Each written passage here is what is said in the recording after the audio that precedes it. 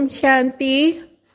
விஸ்ரீ number 688, விஸ்ரீ number 688.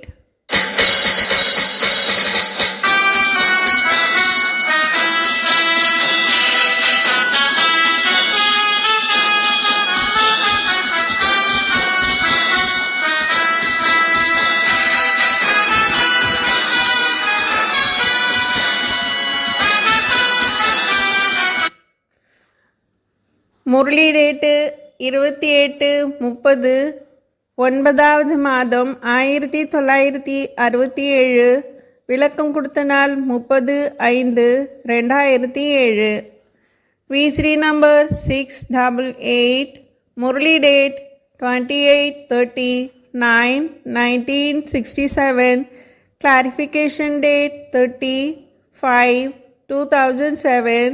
நீலங்கா, Maharashtra.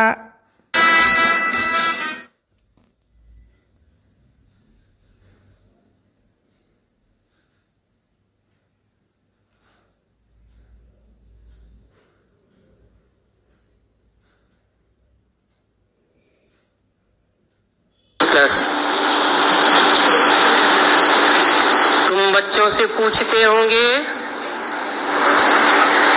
किस सत्संग में जाते हो. குழந்தைகளாகிய உங்கள்கிட்ட கேட்டிருக்கணும், நீங்க எந்த சத் சங்கத்தில் போகிறீங்க? तो जरूर तुम ऐसे कहते होंगे कि हम स्कूल में पढ़ने जाते हैं. நீங்க கண்டிப்பாக இப்படி சொல்லியிருப்பீங்க, நாங்க ஸ்கூலில் படிக்கிறதுக்காக போகிறோம் என்று.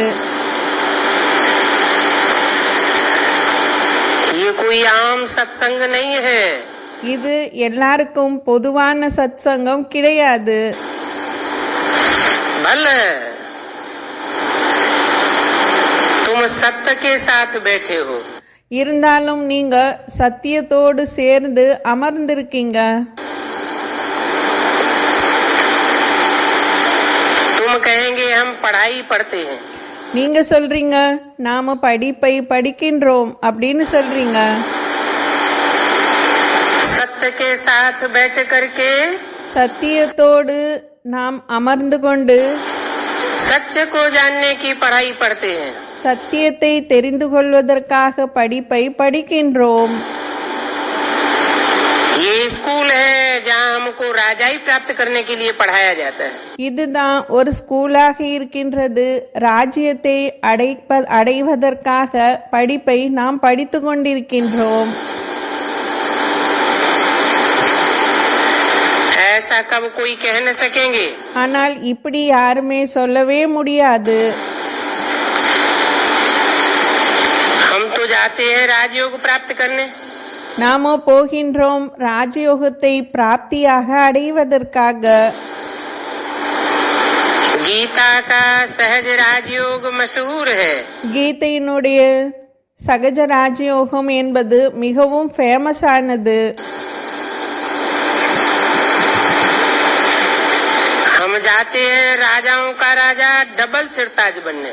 நாம் இப்பொழுது போகின்றோம் ராஜாவுக்கெல்லாம் ராஜாவாக டபுள் கிரீடதாரியாக ஆகுவதற்கு. वो पहले तो हंसी समझेंगे, फिर तुम उनको समझावेंगे. देखो गीता में भी तो भगवान ने अर्जुन को लक्ष्य दिया है. பாபா சொல்றாங்க, நீங்க சொல்லுவீங்க கீதையில் அர்ஜுனனுக்கு லட்சியத்தை கொடுத்திருக்காங்க இல்லையா? नर से नारायण बनने का. நரனிலிருந்து நாராயணன் ஆகுவதற்கான லட்சியத்தை கொடுத்திருக்கிறாங்க. और नारायण तो विश्व का पहला महाराजा है. மேலும் நாராயணன் என்பவர் விஸ்வத்தினுடைய முதல் மகாராஜா. जो पुरुषार्थ करके डायरेक्ट नर से नारायण बनता है. அவர்தான் புருஷார்த்தத்தை செய்து டைரக்ட் நரனிலிருந்து நாராயணனாக ஆகின்றார். भगवान की श्रीमत पर. எப்படி என்றால் பகவானனுடைய ஸ்ரீமத் படி. तो तुम समझावेंगे हम ब्रह्मा कुमार कुमारियां. நீங்க புரிய வைப்பீங்க நாங்க பிரம்மகுமார் குமாரிகள். सतयुग के डबल सिरताज लक्ष्मी नारायण बनने जाते हैं। சத்தியுகத்தினுடைய இரட்டை கிரீடதாரிகளாக ஆகுவதற்காக தான் நாம் போகின்றோம், படிக்கின்றோம் என்று சொல்லுவீங்க. उनको एक तो सिंगल ताज विश्व की बादशाही का होता है। பாபா சொல்றாங்க, விஸ்வத்தினுடைய ஒரே ஒரு கிரீடம் தான் அவர்களுக்கு இருக்கின்றது. और दूसरा पवित्रता का ताज होता है। இன்னொன்று கிரீடம் பவித்ரதாவினுடைய கிரீடம். ஒன்று விஸ்வத்தையே பராமரிப்பதற்கான கிரீடம், இன்னொன்று பவித்ரதாவினுடைய கிரீடம். அப்படி இரட்டை கிரீடதாரிகளாக இருக்காங்க. सत्यनारायण की सच्ची सच्ची कथा, இதுதான் சத்யநாராயணனுடைய உண்மையிலும் உண்மையான கதை. जिससे हम नर से नारायण और नारी से लक्ष्मी बनते हैं। இதிலிருந்து தான் நாம் நரனிலிருந்து நாராயணனாகவும் நாரியிலிருந்து லட்சுமியாகவும் ஆகின்றோம். हम पढ़ने जाते हैं नर से नारायण बनने। நாம் இப்பொழுது படிக்கிறதுக்காக தான் போகின்றோம், நரனிலிருந்து நாராயணனாக ஆகுவதற்கு. कैसे जाते हैं, कैसे पढ़ते हैं, எப்படி போகின்றோம், எப்படி படிக்கின்றோம், सो चल करके समझो। இதையெல்லாம் வேண்டுமென்றால் நீங்க வந்து பார்க்கலாம், புரிஞ்சுக்கோங்க. வந்து है ये सेकंड की बात। அப்படின்னு அவங்களுக்கு சொல்லலாம், இது ஒரு செகண்டினுடைய விஷயம்தான். अथवा बोलो हम जाते हैं जहाँ एक सेकंड में। அப்படின்னா நீங்க அவர்களிடம் மற்றவர்களிடம் சொல்லலாம், நாங்கள் சென்று मुक्ति और जीवन मुक्ति मिलती है। ஒரு செகண்ட் எங்களுக்கு முக்தி மற்றும் ஜீவன் முக்தி என்பது கிடைக்கின்றது. पढ़ाई से ही जीवन मुक्ति मिलती है। பாபா சொல்றாங்க, ஒரே செகண்ட்ல எங்களுக்கு கிடைச்சிடுது, அதுவும் இந்த படிப்பின் மூலமாக தான் முக்தி ஜீவன் முக்தி என்பது கிடைக்கும். तुमको चलना हो तो चल करके देखो। வேண்டுமென்றால் நீங்க வந்து கூட இங்கு பார்க்கலாம். हर 5000 वर्ष बाद शिव बाबा आते हैं। ஒவ்வொரு 5000 வருடத்திற்கு பிறகும் சிவபாபா வருகின்றார். वो ही स्वर्ग का रचयिता है। அவர்தான் சொர்க்கத்தையே படைப்பவர். जो हमको स्वर्ग की बादशाही देते हैं। அவர்தான் சொர்க்கத்தினுடைய பாதுஷாவை சக்கரவர்த்தி பதவியை கொடுக்கின்றார். हमको स्वर्ग की बादशाही मिलती है तो जरूर नरक का विनाश होगा। நமக்கு எப்பொழுது சொர்க்கத்தினுடைய பாதுஷாய் கிடைத்து விடுகிறதோ அப்போ கண்டிப்பாக நரகத்தினுடைய விநாசம் என்பது ஆகும். नारकीय दुनिया में होते हैं ढेरों। நரகத்தினுடைய உலகத்தில் ஏராளமான பெயர்கள் இருப்பாங்க. और स्वर्ग की दुनिया में होंगे बहुत थोड़े। மேலும் சொர்க்கத்தினுடைய உலகத்தில் இருப்பவர்கள் மிகவும் கம்மியான பெயர்கள் தான். तो गायन भी है, महाभारी महाभारत लड़ाई लगी थी। அப்போ இப்படி மகிமையும் பாடியிருக்காங்க, மகாபாரி மகாபாரத யுத்தம் நடந்திருந்தது என்று கூறியிருக்காங்க. तो तुम भी अब चलो सुखधाम। அப்ப நீங்களும் செல்லுங்க சுகதாமத்திற்கு. पतित पावन बाप कहते हैं मुझे याद करो। பதித்த பாவன் அவரே கூறுகின்றார், நீங்க என்னை நினைவு செய்யுங்க. तो तुम तमो प्रधान से सतो प्रधान बन जाएंगे। அப்பொழுதுதான் நீங்க தமோ பிரதானிலிருந்து சதோ பிரதானமாக ஆகுவீங்க. क्योंकि इस दुनिया में मैं ही संपूर्ण सत्य हूँ। ஏனென்றால் இந்த உலகத்தில் நான் தான் சம்பூர்ணமான சத்தியமாக இருக்கின்றேன். मुझे याद करने से तुम सत्यधाम में चले जाएंगे। பாபா சொல்றாங்க, நீங்க என்னை நினைவு செய்தால் தான் நீங்க சத்திய தாமத்திற்கு செல்ல முடியும். बाबा समझाते रहते हैं பாபா தினமும் புரிய வைத்துக் கொண்டே இருக்கிறார், ऐसे ऐसे सर्विस करो। இப்படியெல்லாம் சர்வீஸ் செய்யுங்க என்று. तुम बच्चों को बहुत खुशी रहेगी। அப்பொழுதுதான் குழந்தைகளாகி உங்களுக்கு ரொம்ப குஷி என்பது இருக்கும். चित्र भी तुम बच्चों को मिल जाएंगे। சித்திரங்கள் கூட குழந்தைகளாகி உங்களுக்கு கிடைக்கின்றது. बोलो हम जाते हैं सत्यनारायण की कथा सुनने। பாபா சொல்றாங்க, நீங்க போய் சொல்லுங்க, நாங்க இந்த சத்யநாராயணனுடைய கதையை கேட்பதற்காக தான் செல்கின்றோம். और ये तो सच्ची सच्ची सत्यनारायण की कथा है. மேலும் இது சத்தியத்திலும் சத்தியமான நாராயணனுடைய கதை. वो सत्यनारायण की कथा सुनाते हैं पंडित जी. ஆனால் அந்த சத்யநாராயணனுடைய கதையை பக்தி மார்க்கத்தில் கூறுகிறார்கள் பண்டிதர்கள். परंतु सत्यनारायण की सच्ची कथा होती नहीं है. அதெல்லாம் உண்மையான சத்யநாராயணனுடைய கதையே கிடையாது. लीलावती लकड़हारा जाने क्या क्या कथाएं सुनाते रहते हैं. அதில் லீலாவதி லக்கடஹாரா அப்படின்னு என்னென்னவோ கதையெல்லாம் சொல்லி இருக்காங்க. अभी हम तो जाते हैं सत्य बाप के पास. ஆனால் நாம் இப்பொழுது செல்கின்றோம் சத்தியமான தந்தைக்கு அருகாமையில். जो सबका बाप है. அவர்தான் அனைவருக்கும் தந்தையாக இருக்கிறார். जो भी आते हैं उनको जीवन मुक्ति मिल जाती है. யாரெல்லாம் வருகிறார்களோ அவர்கள் அனைவருக்குமே ஜீவன் முக்தி என்பது கிடைக்கும். बाबा कहते हैं मुझे याद करो. பாபா சொல்றாங்க என்ன நினைவு செய்யுங்க. मन मना भव. மன் மனா பவ. तो तुम्हारे पाप कट जाएंगे. அப்பொழுது உங்களுடைய பாவங்கள் எல்லாம் கட்டாகிடும், அழிந்து போகும். फिर तुम सत्युगी पुण्यात्मा बन जाएंगे. பிறகு சத்தியுகத்திற்கு நீங்க புண்ணிய ஆத்மாவாக ஆகிடுவீங்க. तो तुम्हारा काम है ये बातें समझाते चलो. பாபா சொல்றாங்க இதுதான் உங்களுடைய வேலையாக இருக்கு, மற்றவர்களுக்கு இப்படி புரிய வச்சுக்கிட்டே போங்க, இதான் உங்களுடைய தொழிலே. बोलो हम जाते हैं राजयोग सीख लक्ष्मी नारायण सत्युग के मालिक बनने. சொல்லுங்க நாங்க சத்தியுகத்தின் போய் ராஜா ராணியாக ஆகுவதற்காக போகின்றோம். இப்போ अभी ये है पुरुषोत्तम संगम युग. இது புருஷோத்தம சங்கம் யுகம். पुरुषों में उत्तम से उत्तम बनाने के लिए புருஷர்களிலேயே மிகவும் உத்தமத்திலும் உத்தமமானவர்களாக ஆக்குவதற்காக. जो सीखते हैं वो राजयोग सीखने वाले. யாரெல்லாம் இந்த ராஜயோகத்தை கற்றுக்கொண்டிருக்கிறார்களோ पुरुषों में उत्तम से उत्तम नंबरवार बनते हैं. இவர்கள்தான் ஆத்மாக்கள் அனைவருக்கும் நடுவில் உத்தமத்திலும் உத்தமமான ஆத்மாக்களாக உருவாக்குவாங்க. जिनकी यादगार बनती है माला. இவர்களுடைய நினைவார்த்தம் தான் மாலை. 8 की माला, 108 की माला, 16,108 की माला.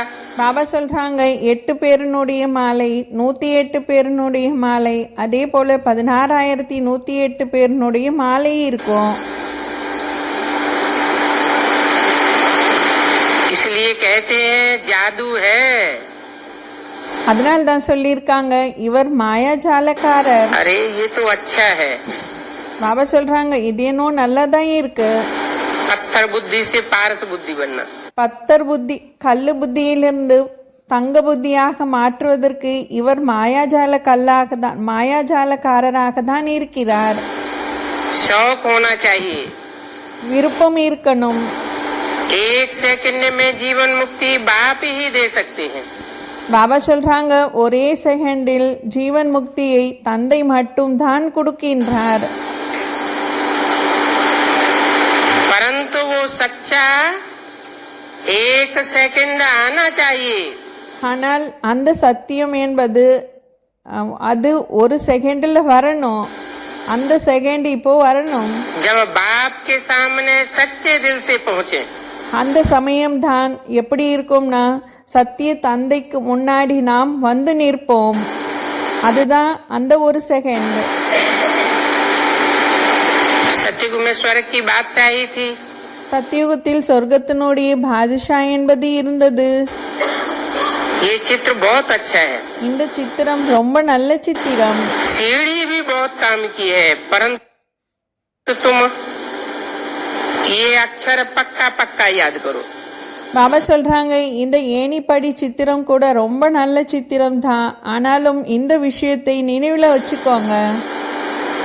तुम अक्षर भूल जाते हो. ஆனா இந்த விஷயத்தை நீங்க மறந்து போயிடுறீங்க. ये पुरुषोत्तम लक्ष्मी नारायण है ना? இவர்கள் புருஷோத்தமன் லக்ஷ்மி நாராயணங்களாக இருக்காங்க இல்லையா? तो ये पुरुषोत्तम बनने की कथा है। இதுதான் புருஷோத்தமனாக ஆகுவதற்கான கதை இது. आसुरी तमो प्रधान विकारी सारी दुनिया है। பாக்கி உலகத்தில் இருப்பது எல்லாமே அசுர உலகங்களாக இருக்கு. विकारी தமோ பிரதானமான உலகம். तमो प्रधान कहा जाता है। விகாரியாக இருக்காங்கன்னா அதுதான் தமோ பிரதான் என்று கூறப்படும். तो ये पॉइंट्स निकालनी है। பாபா சொல்றாங்க இந்த பாயிண்ட்ஸ் எல்லாம் நீங்க வெளிக்கொண்டு வாங்க. तुम बच्चों में याद की यात्रा बहुत मजबूत होगी। குழந்தைகளாக்கி உங்களுடைய நினைவு யாத்திரை மிகவும் ஸ்ட்ராங்காக ஆயிடுச்சுன்னா तो याद में रह करके तुम किसको भी देखेंगे। நீங்க நினைவில் இருந்து கொண்டு யாரை வேண்டுமென்றாலும் இங்கிருந்து கொண்டே பார்ப்பீங்க. तो उनके भी शरीर का भान छूट जाएगा। யாரையெல்லாம் நீங்க ஒரே இடத்தில் இருந்து கொண்டு பார்ப்பீர்களோ அவர்களுடைய சரீரம் என்ற உணர்வும் அவர்களிடமிருந்து விட்டு போகும். जिसके सामने भी याद में बैठेंगे, அதே போல யாருக்கு கண்ணெதிரில் நீங்க வந்து உட்கார்றீங்களோ उनके शरीर का भान छूट जाएगा। அவர்களுடைய சரீரத்தினுடைய உணர்வே மறந்து போகும். वो भी अशरीरी हो जाएंगे। அவர்கள் கூட அசரீரியாக ஆயிடுவாங்க. सन्यासी लोग ब्रह्म को मानते हैं। சந்நியாசிக்காரர்கள் பிரம்மலோகத்தை ஏற்கிறார்கள். समझते हैं हम जाए लीन हो जाएंगे। புரிஞ்சிருக்காங்க நாம பிரம்மத்துல போய் இணைஞ்சிடுவோம் அப்படின்னு நினைக்கிறாங்க. देह का भान तो वो भी छोड़ते हैं। அவர்கள் கூட தேகபானத்தை விட்டுடுவாங்க. बाकी उनकी अहम ऑब्जेक्ट तो कुछ भी नहीं है। ஆனால் அவர்களிடம் எந்த ஒரு எய்ம் ஆப்ஜெக்ட் என்பது ஒன்றுமே இல்லை. तो तुम बच्चे सुस्त मत बनो। அதனால குழந்தைகளாகி நீங்க அலட்சியமாக இருக்காதீங்க. तुम्हारी तो अहम ऑब्जेक्ट भी है। உங்களிடம் இப்பொழுது எய்ம் ஆப்ஜெக்ட் இருக்கின்றது. तुम बाप को याद करते करते पूज्य बन जाएंगे। நீங்க தந்தையை நினைவு செய்து செய்து பூஜைக்கு தகுந்தவர்களாக ஆகிடுறீங்க. गीता में भी है भगवान वाच। கீதையில கூட இருக்கு பகவான் உவாச்ச, मुझे याद करो। என்னை நினைவு செய்யுங்க. परंतु वहाँ तो शिव बाबा को भगवान नहीं बताया। ஆனால் அங்கு பகவான் என்று சிவபாபா கூறவில்லை.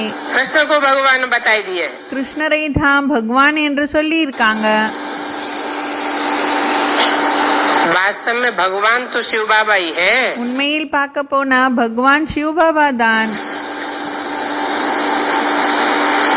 कृष्ण तो बच्चा है। கிருஷ்ணன் குழந்தையாக இருக்கிறார். कृष्ण को ऊंचे ते ऊंचे थोड़े ही कहेंगे। கிருஷ்ணரை உயர்ந்ததிலும் உயர்ந்தவர் என்று கூற முடியுமா?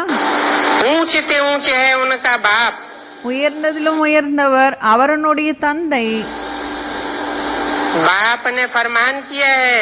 தந்தை தான் கட்டளையிடுகிறார்.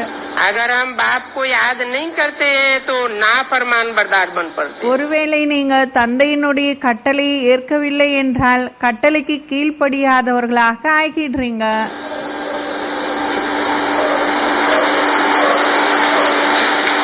माया हमारे अपोजिशन में बैठी है। மாயா நமக்கு முன்னாடி உட்கார்ந்திருக்கு, ஆப்போசிஷன் செய்கிறது, தடைகளை ஏற்படுத்துகிறது. बाप कहते हैं தந்தை கூறுகிறார், अभी सब नशों में नुकसान है। இப்போ எல்லா விஷயமுமே நஷ்டமாக ஆகக்கூடியதாக இருக்கு. इसलिए सदैव एक बाप की याद का नशा रहे। அதான் எல்லா போதைகளும் இப்போ அழியும். ஒரே ஒரு தந்தையினுடைய போதையில் மட்டும் இருங்க. इस याद से ही तुम सुखधाम के मालिक बनेंगे। இந்த நினைவு மூலமாக தான் சுகதாமத்திற்கு நீங்க செல்லவே முடியும், மாலிக்காக ஆகுவீங்க. तो सर्विस की शौक में रहो। அதனால் சர்வீஸ் செய்வதற்கு விருப்பத்தோடு இருங்க. நாம் சர்வீஸ் செய்யணும் என்ற விருப்பத்தில் இருங்க. नहीं तो घड़ी घड़ी भूल जावेंगे। இல்லை என்றால் அடிக்கடி மறந்து போகுவீங்க, தந்தையை மறந்துடுவீங்க. அதனால்தான் சேவையிலேயே ஈடுபட்டுக்கிட்டே இருங்க. याद आवेगी ही नहीं। இல்லை என்றால் தந்தையினுடைய நினைவே உங்களுக்கு வரவே வராது. जिन्न की कथा भी सुनाते हैं। உங்களுக்கு ஜின் பூதத்தினுடைய கதை கூட தெரியும். जिन्न ने बोला काम दो नहीं तो मैं खा जाऊंगा। ஜின்னு பூதம் சொல்லியது, நீங்க எனக்கு வேலையை கொடுங்க ராஜா, இல்லை என்றால் நான் உங்களை சாப்பிட்டு விடுவேன் என்று கூறியது. तो बाप भी कहते हैं, அதனால்தான் தந்தையும் கூறுகிறார், याद करते रहो, நினைவு செய்து கொண்டே இருங்க. नहीं तो माया खा जाएगी। இல்லை என்றால் உங்களை மாயா சாப்பிட்டிடும். जिन्न हो करके बाप को याद करना है। பாபா சொல்றாங்க, ஜின் பூதம் போல நினைவு செய்யணும். बहुत सहज है, இது ரொம்ப ஈஸியானது, अति सहज है। ரொம்ப சகஜமானது, ரொம்ப ரொம்ப ஈஸியானது. उस कमाई को भल छोड़ो। அந்த தொழிலை விட்டுடுங்க, அந்த வருமானத்தை எதிர்பார்க்காதீங்க. क्योंकि बाप कहते हैं सब धंधों में है नुकसान। ஏனென்றால் தந்தை கூறியிருக்காங்க, எல்லா தொழிலுமே இப்போ நஷ்டம் அழிய போகுது. सिवाय एक ईश्वरी धंधे की। ஒரே ஒரு சிவபாபாவனுடைய தொழில் மட்டும்தான் இந்த உலகத்தில் நிலைத்து நிற்கும். देखने में भी आता है और धंधे खलास होते जाते हैं। இப்போ கூட நீங்க பார்க்கலாம், மற்ற தொழில்கள் எல்லாம் இப்போ அழிந்து கொண்டே வருகிறது. नुकसान आता जाता है। எல்லாருக்கும் நஷ்டம் என்பது ஏற்பட்டு கொண்டே வருகிறது. அதான் தொழில் செய்பவர்களுக்கெல்லாம் बच्चे साफ दिल से எந்த குழந்தைகள் உண்மையான மனதோடு दुनियावी धंधा करने वाले नुकसान में जा रहे हैं। உண்மையான மனதோடு தொழில் செய்பவர்கள் கூட இன்றைக்கு நஷ்டமாகி கொண்டேதான் வருகிறார்கள். तो देखो इस कमाई से ही बेड़ा पार होना है। அப்ப பாருங்க, இந்த தொழில் மூலமாக தான் நீங்க கரையேறணும். ये काम करते रहो, பாபா சொல்றாங்க, இந்த வேலையே செய்து கொண்டே இருங்க. याद करते रहो। பிறகு தந்தையை நினைவு செய்து கொண்டே இருங்க. हम शिव बाबा का बच्चा हूँ। நாம் சிவபாபாவுடைய குழந்தை.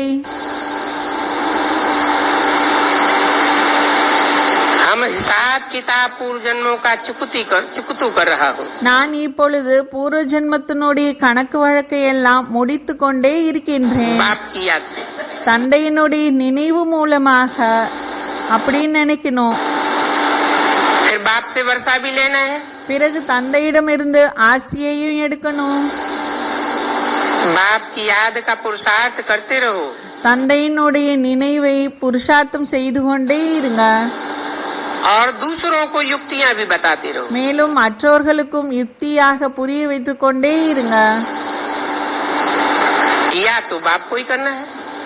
நினைவு என்பது தந்தையை மட்டும்தான் செய்யணும். घर को तो याद नहीं करना है। வீட்டை நினைவு செய்யக்கூடாது. वो सन्यासी जैसे ब्रह्म की याद हो गई। ஆனால் அவர்கள் பிரம்மத்தை நினைவு செய்யறாங்க, வீட்டை நினைவு செய்யறாங்க. तो याद बाप को करना है। பாபா சொல்றாங்க, நினைவு என்பது தந்தையை தான் செய்யணும். पतित पावन वो है। பதித்த பாவன் அவர்தான் இருக்கிறார். ब्रह्म अथवा ब्रह्मा तत्व कोई पतित पावन नहीं है। பிரம்மா அல்லது பிரம்ம தத்துவம் இவைகளெல்லாம் பகவான் கிடையாது, தந்தை இல்ல.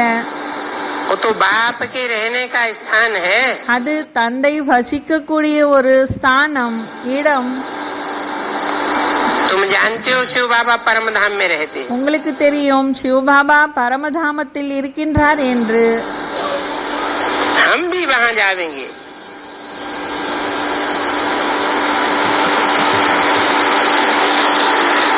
நாம் கூட அங்குதான் செல்வோம். तो जहाँ हमें जाना है वहाँ बाप को भी याद करना है। शांति धाम எங்கு நாம் செல்வோமோ அங்குதான் தந்தையை நினைவு செய்யணும். को सिर्फ याद करते रहो, தந்தையை மட்டும் நினைவு செய்து கொண்டே இருங்க. परंतु शांति धाम कोई पतित पावन नहीं है.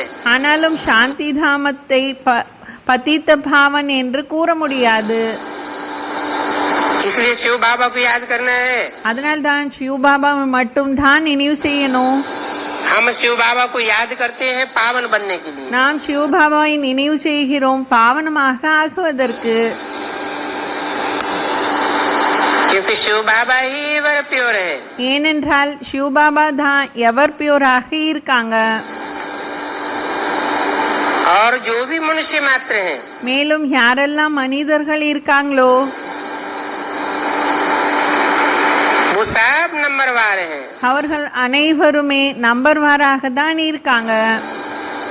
उनमें भी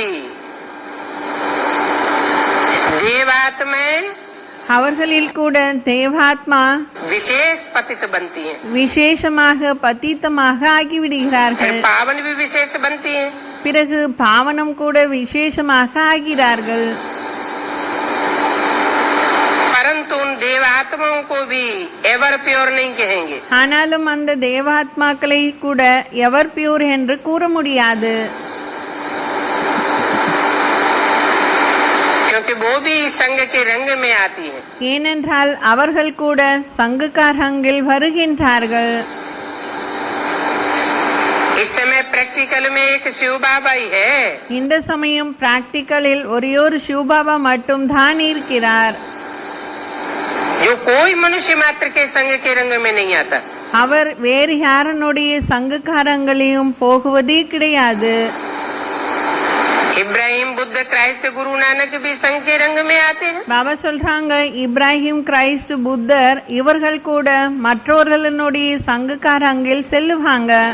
அப்படின்னா மற்றவர்களுடைய கனெக்ஷன்ல போகுவாங்க.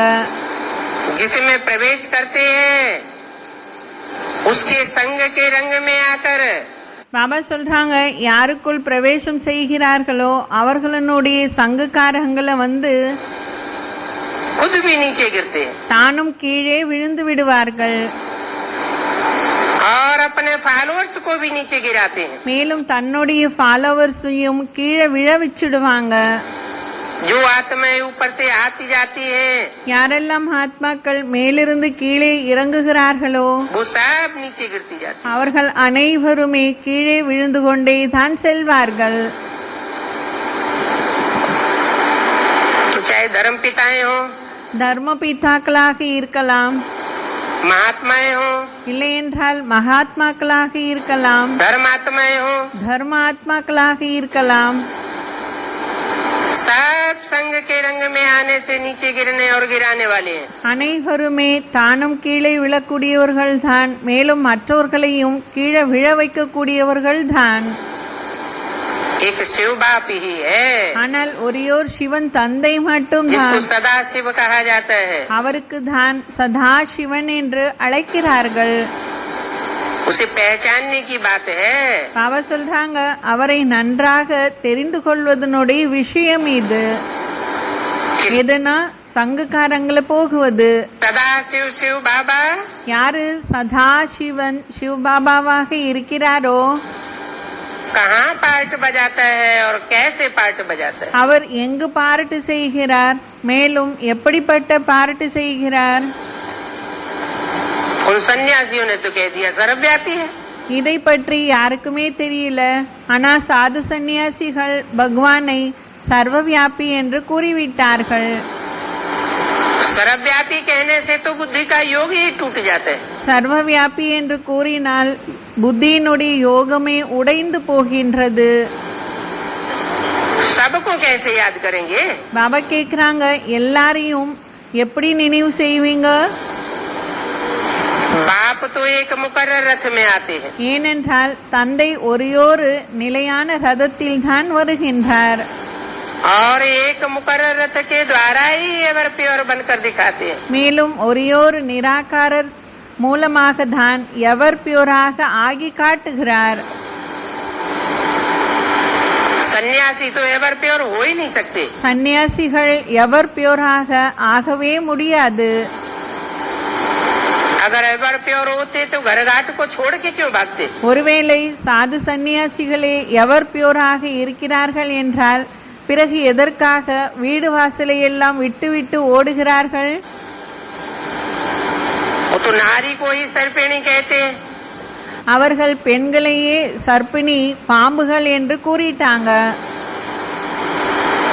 तो खुद सर्प हुए ना। அப்போ பெண் பாம்பு என்று பெண்களை பார்த்து கூறினார்கள் என்றால் தான் கூட ஆண் பாம்பு அல்லவா? पतित पावन तो हो न सके। அதனால்தான் அவர்கள் பतित பாவனனாக ஆகவே முடியாது. एक बाप ही एवर प्योर है जो पतितों को पावन बनाने वाला है। ஒரேயொரு தந்தை மட்டும்தான் எவர் பியூராக இருக்கிறார், அவர்தான் பतितர்களை பாவனம் செய்யக்கூடியவர். तो जो पतितों को पावन बनाने वाला है பतितர்களை எல்லாம் பாவனம் செய்யக்கூடியவர் யாரோ वो भागने वाला थोड़ा ही होगा। அவர் என்ன ஓடக்கூடியவராக இருப்பாரா? पतित को देख करके भागेगा क्या?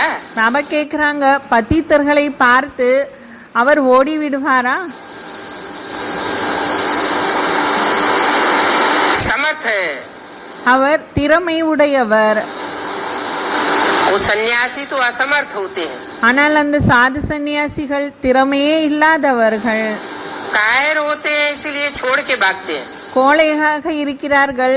கோழைகள், அதனால் தான் அவர்கள் விட்டு விட்டு குடும்பத்தை விட்டு விட்டு ஓடிட்டாங்க. तुम्हारी बुद्धि में है இவைகள் எல்லாம் உங்களுடைய புத்தியில இருக்கு.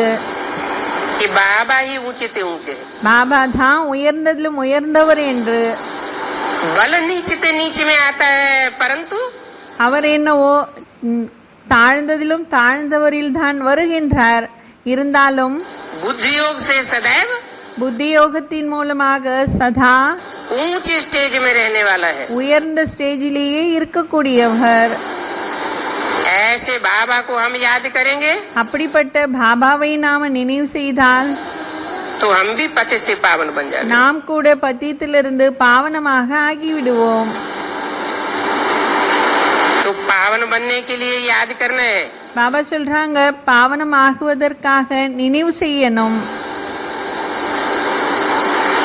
दूसरों को बहुत दिलो जान से मेहनत से समझाने की बात है। பாபா சொல்றாங்க, மனப்பூர்வமாக மற்றவர்களுக்கு தன் மனதார அவர்களுக்கும் சேவை செய்யக்கூடிய விஷயம் இது. अच्छा, बच्चों को गुड नाइट। பாபா இந்த முரளியை முடிக்கிறாங்க.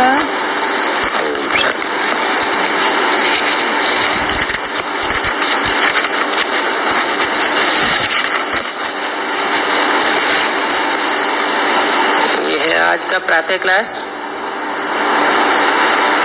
30/9/67। रिकॉर्ड चला है। मुखड़ा देख ले प्राणी जरा दर्पण में। ஒரே ரெக்கார்டு நடந்தது. இந்த ரெக்கார்டினுடைய அர்த்தம், மனிதனே உன்னுடைய முகத்தை கண்ணாடியில் பார்த்துக்கொள். அதான் ஞான கண்ணாடியில பார்த்துக்கொன்ற விஷயம். कौन से दर्पण में? பாபா கேக்குறாங்க, எந்த கண்ணாடியில் மனிதர்கள் தன்னுடைய முகத்தை பார்த்துக்கணும்? स्थूल दर्पण में तो सारी दुनिया मुखड़ा देखती है। பாபா சொல்றாங்க, இந்த ஸ்தூல முக கண்ணாடியை முழு உலகமுமே பார்த்து கொண்டுதான் இருக்கிறது. தினம் தினம் தன்னுடைய முகத்தை பார்த்து கொள்கிறார்கள். उससे तो कुछ पता नहीं चलता। அதன் மூலமாக ஒன்றுமே தெரிய வராது. ये है ज्ञान दर्पण। இது ஞானத்தினுடைய கண்ணாடி.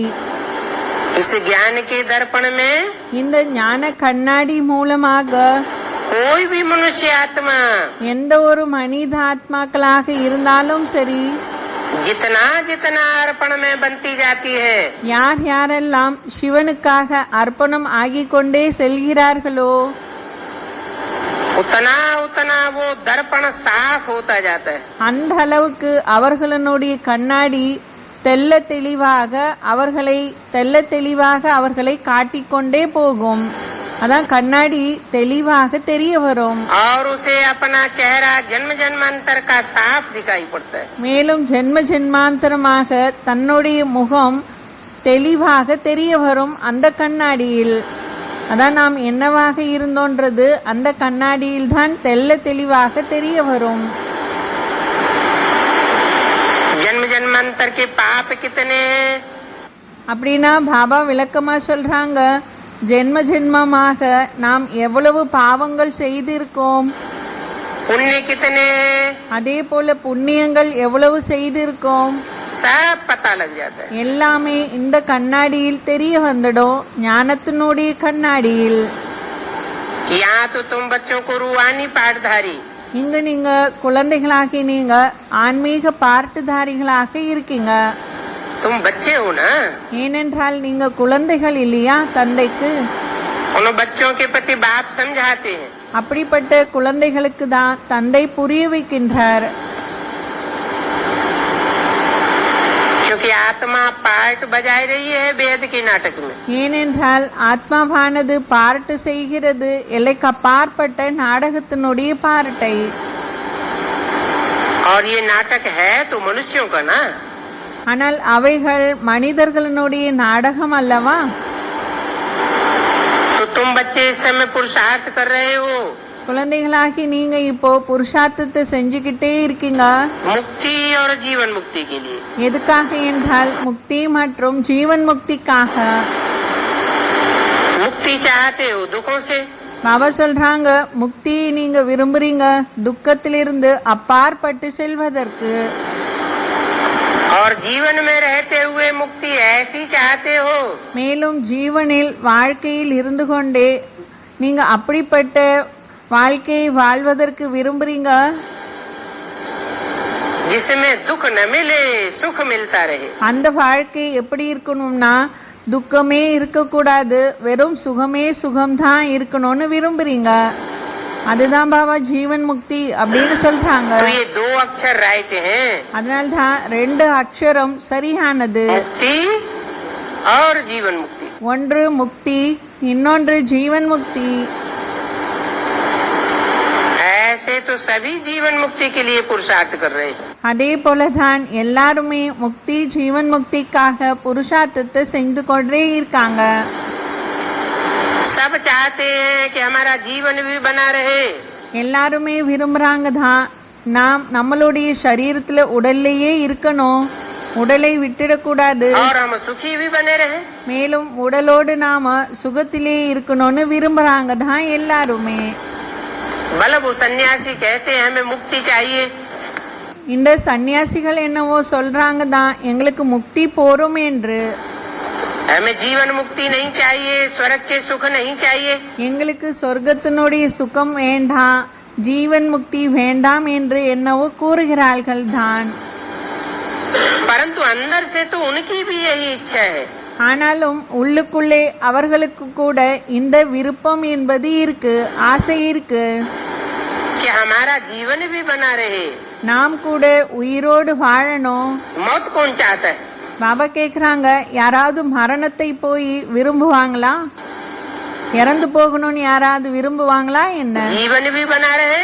ஓ, அப்படின்னா இதனுடைய அர்த்தம் நாம உயிரோடு இருக்கணும், और जीवन में हम இந்த உயிரிலேயே நாம सुख शांति से भी रहे. சுகம் சாந்தியாகவும் இருக்கணும்னு தான் அனைவருமே விரும்புறாங்க. बल वह वेद शास्त्र आदि पढ़ते हैं. ஆனாலும் இந்த சாது சன்னியாசிகள் வேத சாஸ்திரங்களை என்னவோ படிக்கிறாங்க தான். शिव की पूजा करते हैं. மேலும் சிவனுக்கும் பூஜை செய்யறாங்க தான். परंतु बाप कहते हैं वेद शास्त्र आदि पढ़ने से ஆனால் தந்தை கூறுகிறார், இந்த வேத சாஸ்திரங்கள் படிப்பதின் மூலமாக पूजा कर्म कांड आदि करने से मेरे को कोई प्राप्त नहीं होते हैं. பூஜைகள் கர்ம காண்டங்கள் இதையெல்லாம் செய்வதனுடைய காரணத்தினால் யாரும் என்னை பிராப்தியாக அடைய முடியாது.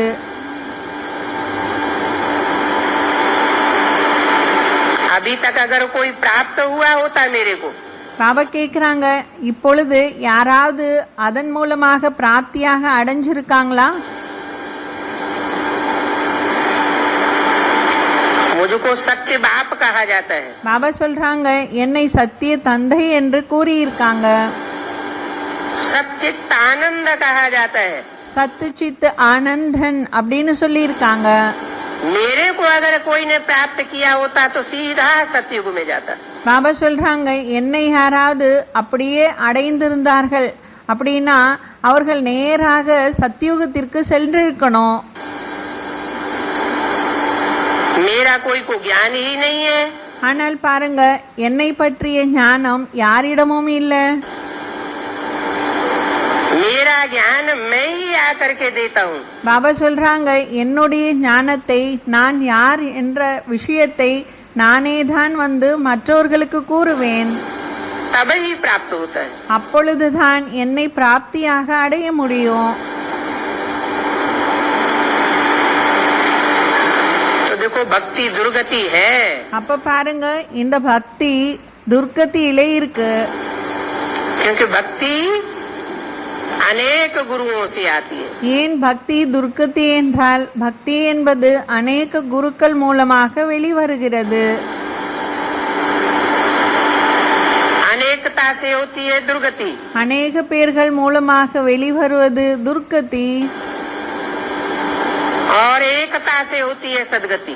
ஒருவர் மூலமாக வரக்கூடிய ஞானத்தின் மூலமாக கிடைப்பது சத்கதி. इसलिए कहते हैं द्वैत मार्ग அதனால் தான் கூறியிருக்கிறார்கள் துவைத்த மார்க்கம் और மேலும் अद्वैत मार्ग। அத்வைத்த மார்க்கம் அப்படின்னு சொல்லியிருக்காங்க. अद्वैत का मतलब ये है जहाँ एक ही रास्ता है। அத்வைத்தம் என்றாலே அங்கு இருப்பது ஒரேயோர் வழி மட்டும்தான். और वो ही सच्चा रास्ता है। மேலும் அது உண்மையான வழியாகவும் இருக்கும். एक ही हट्टी है। ஒரேயோரு கடை தான். दूसरी कोई हट्टी नहीं है। அங்கு வேறு எந்த கடையும் இருக்கவே இருக்காது. द्वैत का मतलब ये है துவைத்தம் என்றாலே இதனுடைய அர்த்தம் दो दो रास्ते। ரெண்டு வழிகள் இருக்கும்.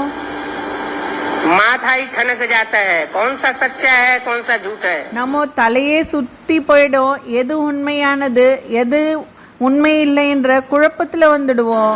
ரெண்டு வழி दो இருந்தா सच्चे तो हो नहीं सकते।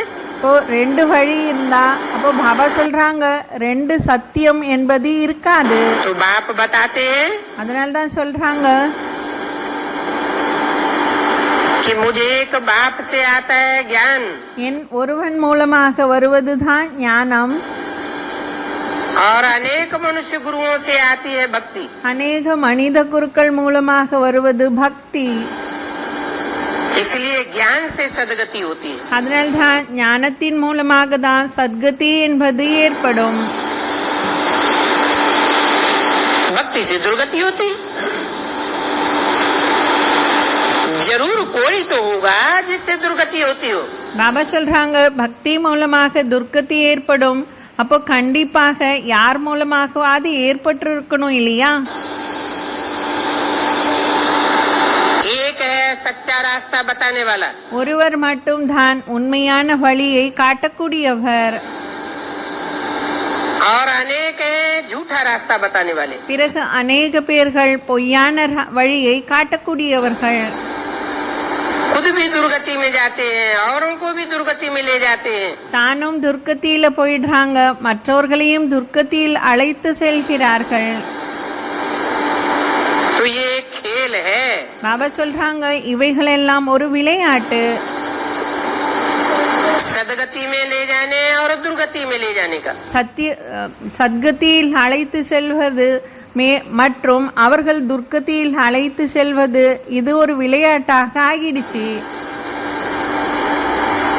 बाप आते हैं தந்தை வருகிறார் 2500 वर्ष के लिए 2500 வருடத்திற்காக सदगति में ले जाते हैं। சத்கதியில் அழைச்சிட்டு போகிறாங்க. रावण आते हैं तो 2500 वर्ष के लिए दुर्गति में ले जाते हैं। ஆனால் ராவணன் எப்பொழுது வருகிறானோ அவன் 2500 வருடத்திற்காக துர்க்கத்தியில் அழைத்து செல்கிறான். रावण माना ही अनेक मुख। ராவணன் என்றாலே அநேக தலைகள்.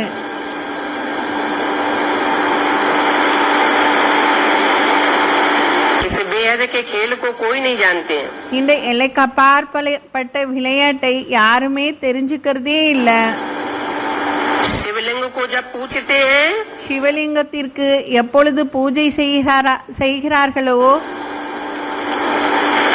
तो उस लिंग को ब्रह्म नहीं कहेंगे, அந்த லிங்கத்தை பிரம்மம் என்று அழைக்க முடியாது. क्या शिव ब्रह्मा में प्रवेश करता है? பாபா சொல்றாங்க, சிவன் என்னவோ பிரம்மாவுக்குள் பிரவேசம் செய்கிறார் தான். तो ब्रह्मा के शरीर को लिंग क्यों नहीं कहते? அப்ப ஏன் பிரம்மாவனுடைய சரீரத்தை லிங்கம் என்று ஏன் கூறல?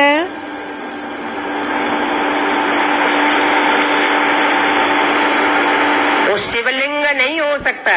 பாபா சொல்றாங்க, பிரம்மாவனுடைய சரீரம் சிவலிங்கமாக ஆக முடியாது. शिव माना कल्याणकारी சிவன் என்றாலே நன்மை செய்யக்கூடியவர்.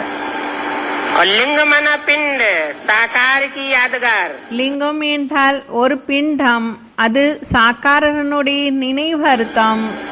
साकार स्वरूप, அது சாக்கார ஸ்வரூபம், ரூபம். ऐसा साकार स्वरूप அப்படிப்பட்ட சாக்கார ஸ்வரூபம் जो कल्याणकारी है। அதுதான் நன்மை செய்யக்கூடியதாக இருக்கிறது. जो साकार स्वरूपधारी யாரு சாக்கார ஸ்வரூபதாரியாக இருக்கிறாரோ अपना ही कल्याण नहीं कर सका அவங்க தனக்கே நன்மை செய்து கொள்ள முடியல அப்படின்னா तो औरों का कल्याणकारी कैसे होगा? பிறகு மற்றவர்களுக்கு நன்மை செய்யக்கூடியவர்களாக எப்படி ஆக முடியும்? इसलिए बताया அதான் பிரம்ம பாபாவை பத்தி கேக்குறாங்க. அதனால்தான் இங்கு கூறினார், कि ब्रह्म शिवलिंग को नहीं कहा जाता है। பிரம்மத்தை சிவலிங்கம் என்று கூற முடியாது.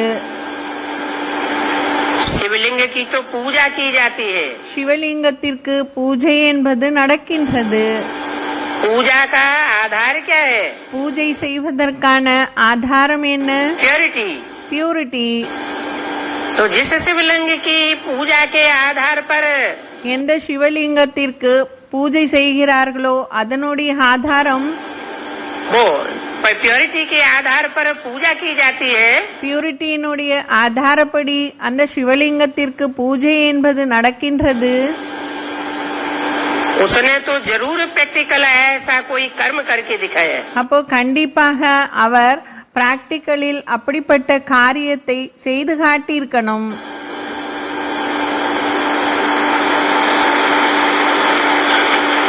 ब्रह्म को पतित पावन नहीं कहेंगे, பிரம்மத்தை பதித்த பாவன் என்று அழைக்க முடியாது. वो तो रहने का स्थान है। பாபா சொல்றாங்க, அது வசிக்கக்கூடிய இடம். அது फिर ये शिवलिंग कौन है? பிறகு இந்த சிவலிங்கம் யாருதான்? जिसकी पूजा करते हैं। இதுக்கு பூஜை செஞ்சுக்கிட்டே இருக்காங்க.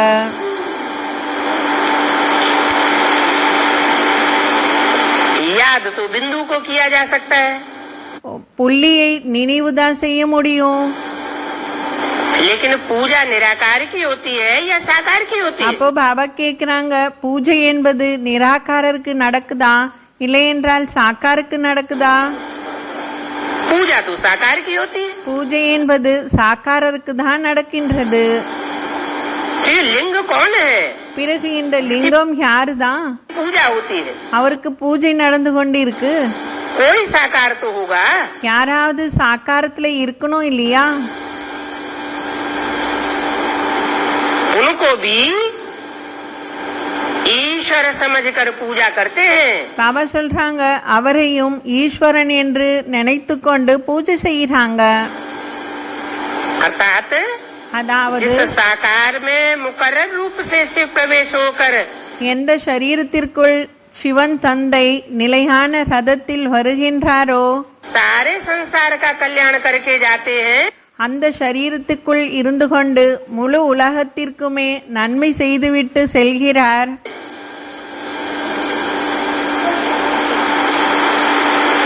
वो ईश्वर है। அவர்தான் ஈஸ்வரர். ईश माना शासन करता, ஈஷ் என்றாலே சாசன் கர்த்தா. சாசன் கர்த்தா என்றால் ஆட்சி அதிகாரம் செய்யக்கூடியவர். वर माना श्रेष्ठ ते श्रेष्ठ, வர் என்றாலே சிரேஷ்டத்திலும் சிரேஷ்டமானவர். सारी दुनिया का श्रेष्ठ ते श्रेष्ठ शासन करता है. முழு உலகத்தையும் சிரேஷ்டத்திலும் சிரேஷ்டமான ஆட்சி அதிகாரம் செய்யக்கூடியவர். कोई स्थूल मिलिट्री का फोर्स नहीं लेता. பாபா சொல்றாங்க, அவர் ஒன்றும் அப்படியே மிலிட்டரியினுடைய போர்ஸ் எடுத்து கொண்டு வந்து அதன் மூலமாக ஆட்சி செய்ய மாட்டார். पुलिस का फोर्स नहीं लेता. அதே போல போலீசினுடைய போர்ஸையும் வைத்துக்கொண்டு ஆட்சி அதிகாரம் செய்ய மாட்டார். ज्ञान ही ऐसा समझाते हैं, அவர் அப்படிப்பட்ட ஞானத்தை நமக்கு புரிய வைக்கின்றார்.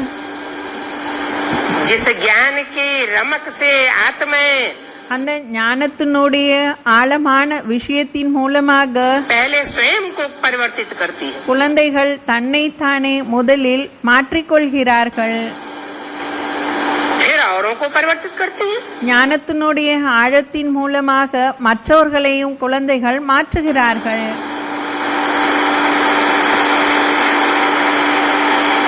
तो बाप कहते हैं, அதனால்தான் தந்தை கூறுகிறார், इन सन्यासियों आदि को महात्मा नहीं कह सकते. இந்த சந்நியாசிகள் போன்றவர்களையெல்லாம் மகாத்மா என்று கூற முடியாது. ये सन्यास आदि करना तो उनका अज्ञान है. பாபா சொல்றாங்க, சந்நியாசம் செய்வது என்பது அவர்களுடைய அஞ்ஞானம். कि घर बार को छोड़ देंगे வீடு வாசலை விட்டுடுவது, तो हमारी सदगति हो जाएगी. அப்பொழுதுதான் நமக்கு சத்கதி ஏற்பட்டுடும் அப்படின்னு நினைப்பது. ये उनकी दुर्गति का अभिमान है. பாபா சொல்றாங்க, இது அவர்களுடைய துர்கதியினுடைய நிலை. இது ज्ञान का अभिमान नहीं है. ஞானத்தினுடைய உணர்வு இல்லை இதுல. उनमें ज्ञान है ही नहीं. அப்படின்னா அவர்களுக்குள் ஞானமே இல்லை. वास्तव में உண்மையில் பார்க்க போனா अभिमान एक ही शुद्ध होना चाहिए. ஒரே ஒரு அபிமானம் சுத்தமாக இருக்கணும். क्या? என்னது? बाप को याद करने का. தந்தையை நினைவு செய்வதற்கு. वो ये थोड़े ही जानते हैं ஆனால் இவர்கள் இதை தெரிந்திருக்கார்களா என்ற कि जिस शिवलिंग की हम पूजा करते हैं वो क्या है. எந்த சிவலிங்கத்திற்கு நாம் பூஜை செய்கின்றோமோ அது யாரு என்று தெரிஞ்சிருக்காங்களா என்ன?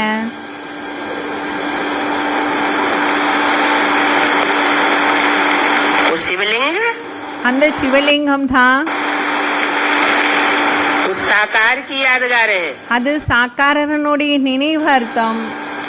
जिस साकार में मुकर्रर रूप से परमात्मा ने प्रवेश करके அந்த சாக்கார ரூபத்தில் தான் பரமாத்மா பிரவேசம் செய்து, परम पिता ने प्रवेश करके பரம் பிதா பிரவேசம் செய்து सारी सृष्टि को पति से पावन बनाया. முழு சிருஷ்டியையுமே பத்தியிலிருந்து பாவனமாக ஆக்கி இருந்தார். ஓம் சாந்தி. இந்த விசிறி நம்பர் 688, விசிறி நம்பர் 688. இது இப்பொழுது 35 நிமிடம் முடிவடைந்திருக்கு. ஓம் சாந்தி.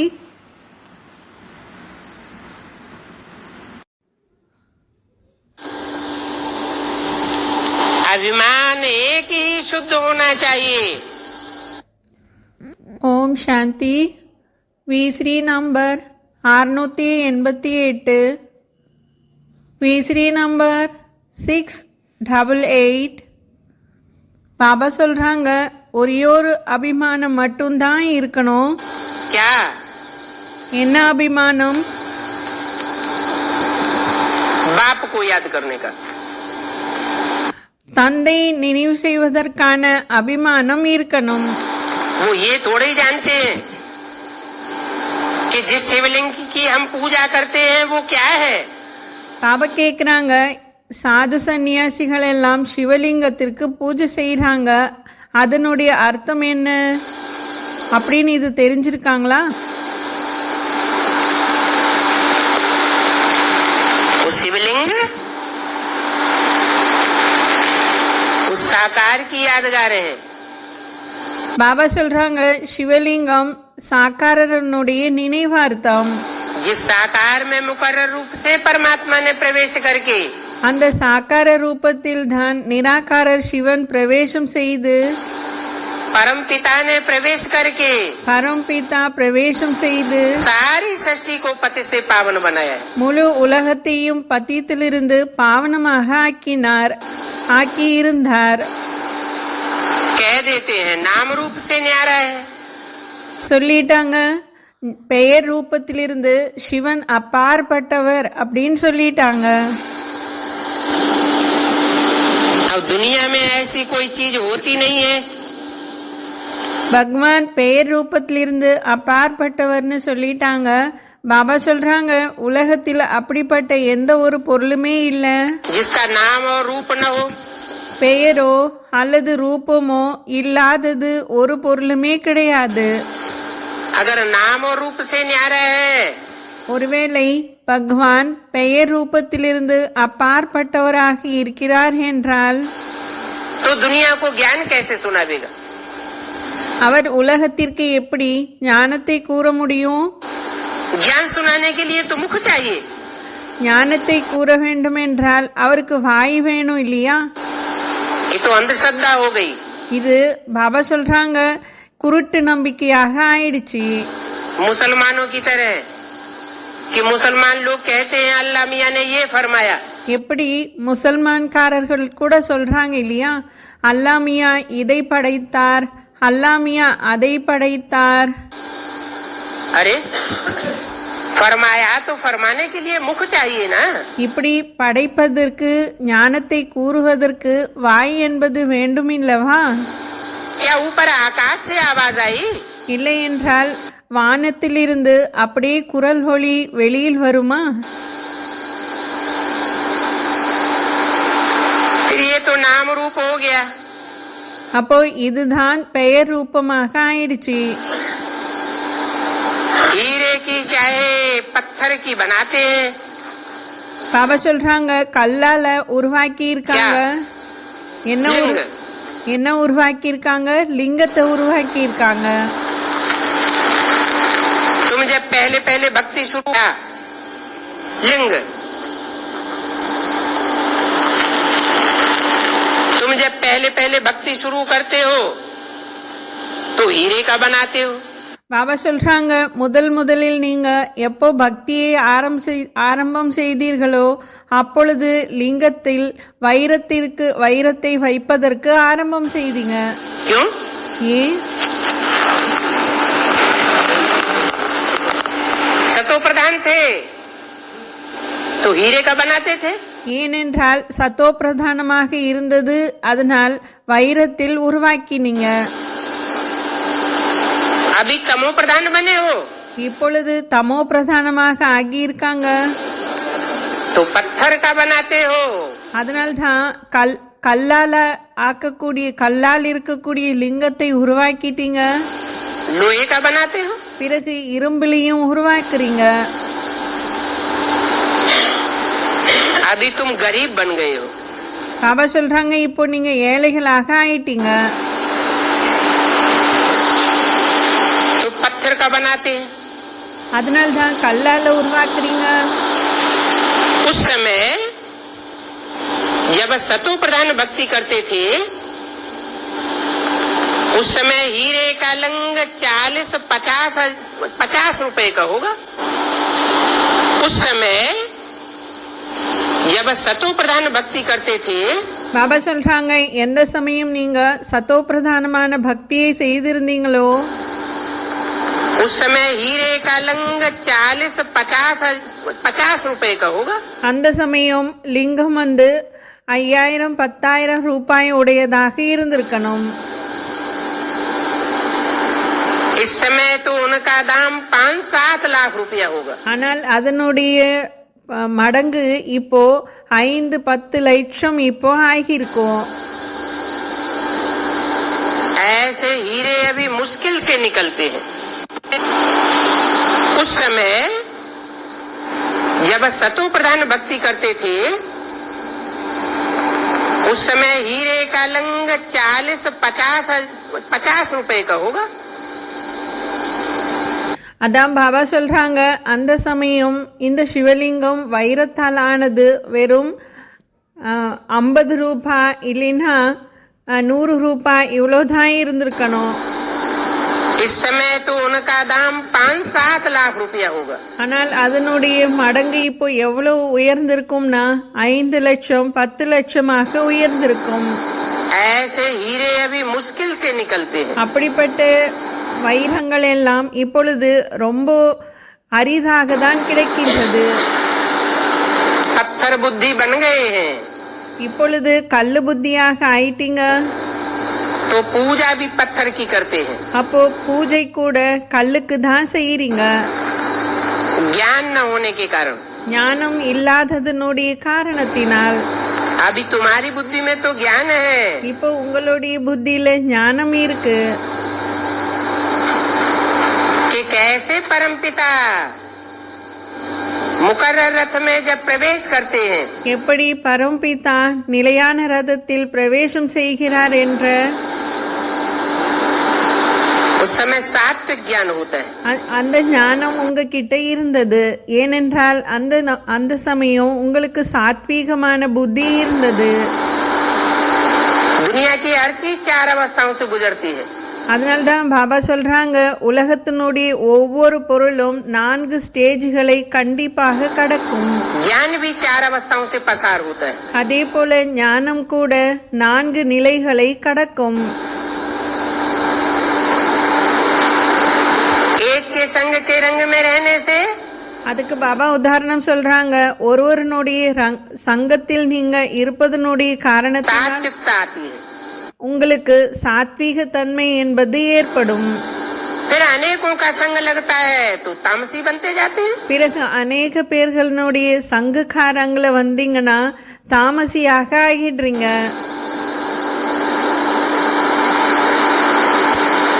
जब ज्ञान है எப்பொழுது ஞானம் இருக்குமோ तो तुम पूजा नहीं करते हो।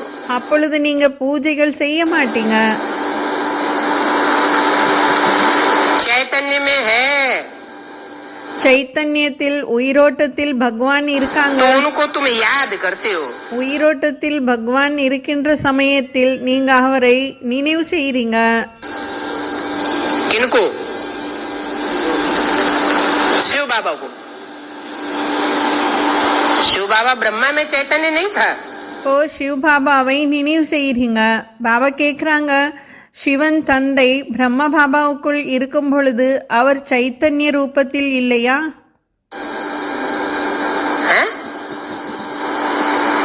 चैतन्य था या नहीं था? அதான் பாபா கேக்குறாங்க, உயிரோட்டமாக இருந்தாரா இல்லையா சிவன் தந்தை பிரம்ம பாபாக்குள்ள வரும் பொழுது? याद करते थे या नहीं करते थे? அப்போ சிவனை நினைவு செய்திருந்தார்களா இல்லையா?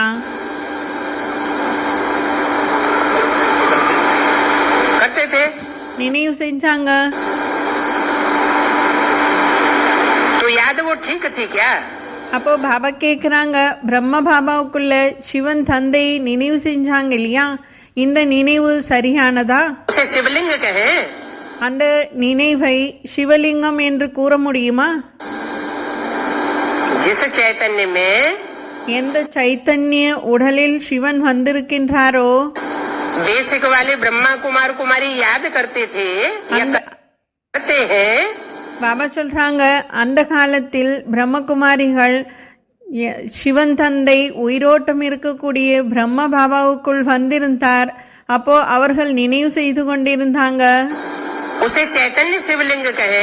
அப்போ பிரம்ம பாபாவுக்குள்ளே இருந்து நினைவு செய்வதின் காரணத்தினால் அவரை சைத்தன்யமான சிவலிங்கம் என்று கூற முடியுமா? शिव माना कल्याणकारी। ஏனென்றால் சிவன் என்றாலே நன்மை செய்யக்கூடியவர். वो कल्याणकारी शिवलिंग हुआ क्या? பாபா கேக்குறாங்க, கல்யாணக்காரி அதான் நன்மை செய்யக்கூடிய சிவலிங்கமாக பிரம்ம பாபாவுனுடைய சரீரம் இருந்ததா? कौन से चैतन्य के लिए बताया? அப்போ இந்த முரளி வாக்கியம் எந்த சைத்தன்ய லிங்கத்தை பற்றி, உயிரோட்டமாக இருக்கக்கூடிய லிங்கத்தை பற்றி, எந்த சரீரத்தை பற்றி இங்க தந்தை கூறுறாங்க? जिनको तुम याद करते हो, அவரை தான் நீங்க நினைவு செய்றீங்க அப்படின்னு சொல்லி இருக்காங்க. அது யாருன்னு கேக்குறாங்க. उसे एवरलास्टिंग चैतन्य, அவர்தான் எவர் லாஸ்டிங், கடைசியாக அவர்தான் இருப்பார், அவர்தான் உயிரோட்டமானவர்.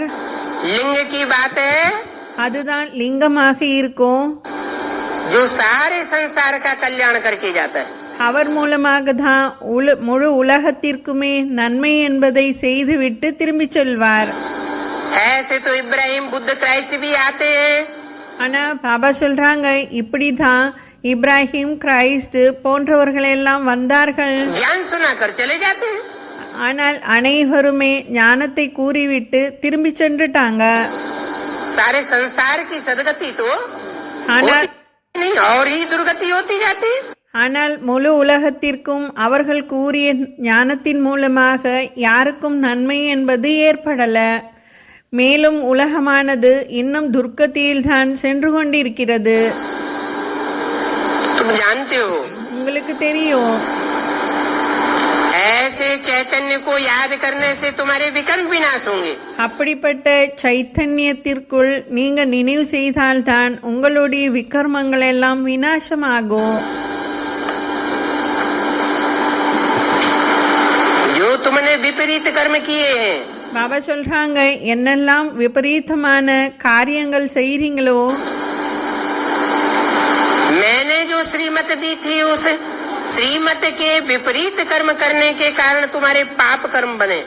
பாபா சொல்றாங்க, நான் என்ன உங்களுக்கு ஸ்ரீமத்தை கொடுத்திருந்தேனோ அந்த ஸ்ரீமத்திற்கு விரோதமான காரியங்களை செய்து அது விகர்மங்களாக ஆகியிருக்கு, பாவகர்மங்களாக ஆகியிருக்கு. संगम युग में भी बनते हैं. அந்த காரியங்கள் எல்லாம் சங்கமிகத்தில் கூட உருவாகிறது. 100 गुना बोझ चढ़ाते हैं. ஒருவேளை சங்கமிகத்துல பாவகர்மங்கள் நீங்க செய்தீங்கன்னா அது 1க்கு 100 மடங்காக ஆகும். और द्वापर कलयुग में भी बनते हैं. ஒருவேளை அதே போல துவாபர் கலியுகத்திலையும் பாவ செயல்கள் என்பது நடக்கும் தான். शूटिंग के हिसाब से இந்த என்ன ஷூட்டிங் செய்றீங்களோ அதனுடைய கணக்கு வழக்கப்படி அங்கேயும் நடக்கும் தான். तो तुम्हारे विकर्म जन्म जन्मांतर के पापों का बोझ है. அப்போ இந்த விகர்மங்கள் எல்லாம் ஜென்ம ஜென்மாந்தரமாக பாவத்தினுடைய சுமையாக இருக்கின்றது.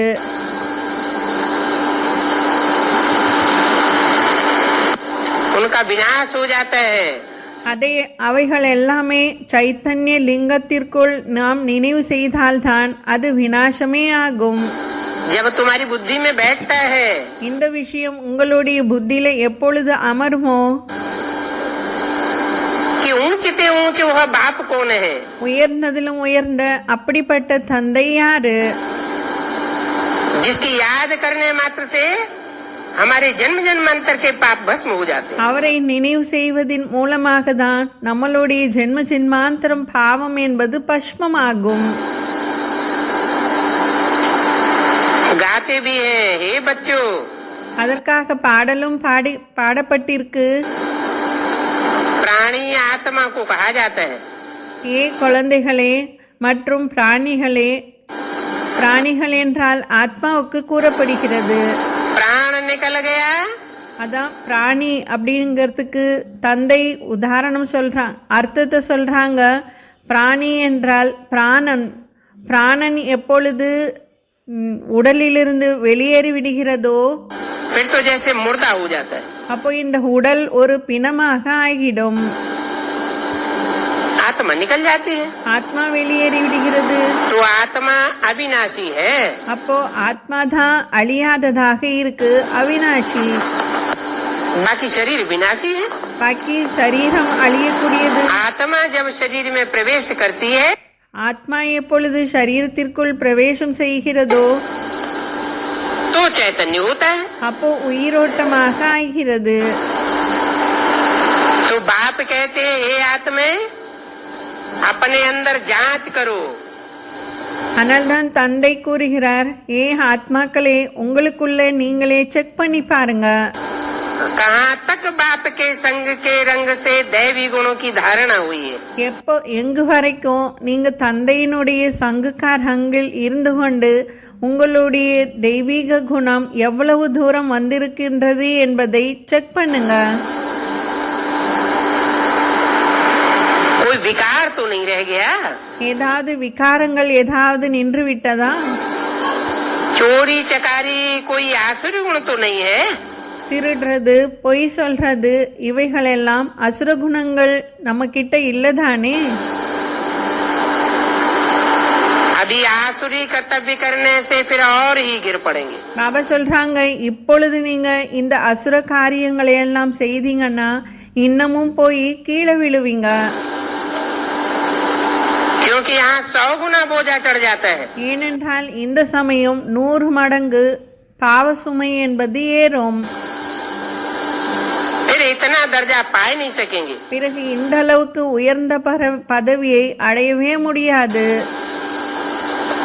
इसलिए அதனால்தான் प्रैक्टिकल में कोई विकर्म नहीं करना चाहिए. பாபா சொல்றாங்க, பிராக்டிக்கலில் எந்த ஒரு விகர்மங்களும் பாவ செயல்களும் செஞ்சிடக்கூடாது. இந்த சமயம் मनसा में आ जाए, ஒருவேளை மனதில் வந்தா, वाचा में आ जाए, ஒருவேளை அதே பாவ காரியம் பேச்சின் மூலமாக வெளிவந்துடுச்சுன்னா तो भी कोई उतनी बात नहीं. அதுக்கு கூட இந்த அளவுக்கு பாவம் இல்ல. परंतु अगर प्रैक्टिकल में पाप कर्म कर लिया ஒருவேளை பிராக்டிக்கல்ல அந்த காரியம் செயல்ல வந்துடுச்சுன்னா तो 100 गुना बोझ चढ़ जाता है. அதுக்கு தான் 100 மடங்கு பாவம் என்பது ஏறிடுது. फिर खराब आदत को मिटाना जरूर है. பிறகு இந்த கெட்ட பழக்க வழக்கத்தை அழிப்பது என்பது ரொம்ப கஷ்டமாக இருக்கும். देवताएं कब कोई पर गुस्सा नहीं करते हैं. தேவதைகள் யார் மீதும் எப்பொழுதும் கோபமே படமாட்டார்கள். वहाँ शेर बकरी भी कब गुस्सा नहीं करते हैं. பாபா சொல்றாங்க, அங்கு ஆடு அல்லது சிங்கம் இவைகள் கூட யார் மீதும் கோபம் படாது. नहीं तो शेर को இல்லையென்றால் बहुत गुस्सा आता है. இந்த சிங்கத்திற்கு ரொம்ப கோபம் என்பது வரும். சிங்கத்திற்கு எப்பவும் கோபம் இருந்துட்டே இருக்கும்னு சொல்றாங்க. तो एकदम चंबा लगाए खा लेते हैं. அந்த கோபத்துல என்ன செய்யும்னா அப்படியே ஒரே ஜம்ப் பண்ணி அப்படியே சாப்பிட்டுடும். यहाँ तो देखो असुरों द्वारा कितनी मार खाती है. இங்க பாருங்க, இங்க கூட அசுரர்கள் மூலமாக நாங்க எவ்வளவு அடி வாங்குறாங்க. क्योंकि अभी तुम दैवी संप्रदाय बनते हो. இப்போ நீங்க தெய்வீக சம்பிரதாயத்தை உடையவர்களாக ஆகிறீங்க. जन्म जन्मांतर के पाप कर्मों का हिसाब किताब तुम्हारा पूरा होता है. இந்த சமயம் ஜென்ம ஜென்மாந்திரத்திற்கான பாவ சுமைகள் என்னெல்லாம் இருக்கோ அது இப்போ முழுமையாக கம்ப்ளீட்டா கிளீன் ஆகிக்கிட்டே இருக்கு.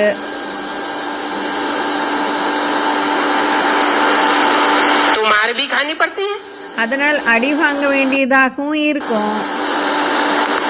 माया कितनी दुश्मन बन जाती है. மாயா எவ்வளவு துஷ்மனாக இருக்கு, எதிரியாக இருக்கு. ये माया के अवगुण काम करते हैं.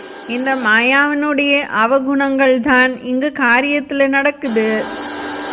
कोई को मारना, तंग करना, बुरा काम करना. சிலருக்கு யாருக்காகவாது அடி கொடுப்பது, இல்லை என்றால் ஒருத்தரை தொந்தரவு செய்வது, தொல்லைக்கு உள்ளாக்குவது, ये मायावी अवगुण है. இவைகள் எல்லாமே மாயாவியினுடைய அவகுணங்கள். तुम बच्चों को तो बहुत शुद्ध होना चाहिए. ஆனால் குழந்தைகளாகி நீங்க ரொம்ப சுத்தமாக இருக்கணும், தூய்மையாக இருக்கணும். चोरी चकारी आदि करना ये तो महान पाप है. திருடுறது, பொய் சொல்வது இவையெல்லாம் மிக பெரிய மகான் பாவகர்மங்கள். बाप से तुम प्रतिज्ञा करते आए हो. ஏனென்றால் தந்தையிடம் நீங்க உறுதிமொழி கொடுத்துக்கிட்டே வரீங்க. बाबा मेरा तो आप एक, दूसरा न कोई. பாபா எனக்கு உங்களை தவிர வேறு யாருமே கிடையாது என்று சொல்றீங்க.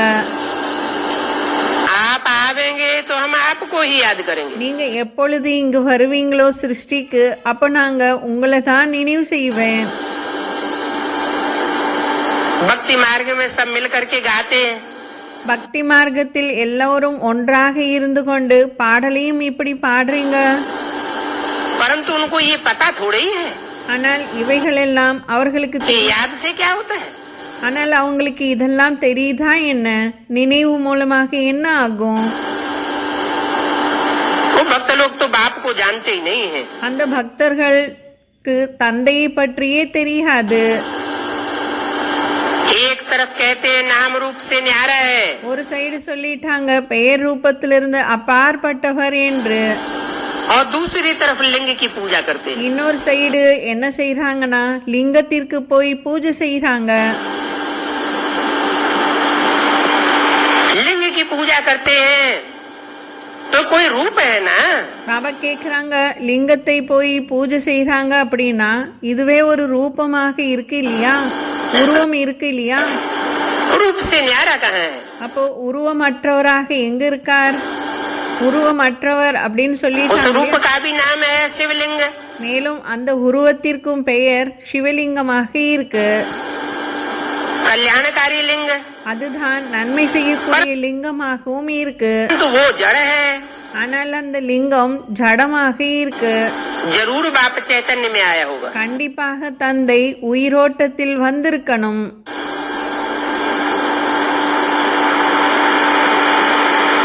कलयुगी भ्रष्टाचारी दुनिया में महान आत्मा तो कोई हो नहीं सकता. இந்த கலியுக பிரஷ்டாச்சாரி உலகத்தில் மகான் ஆத்மாக்களாக ஒருவர் கூட இல்லவே இல்லை.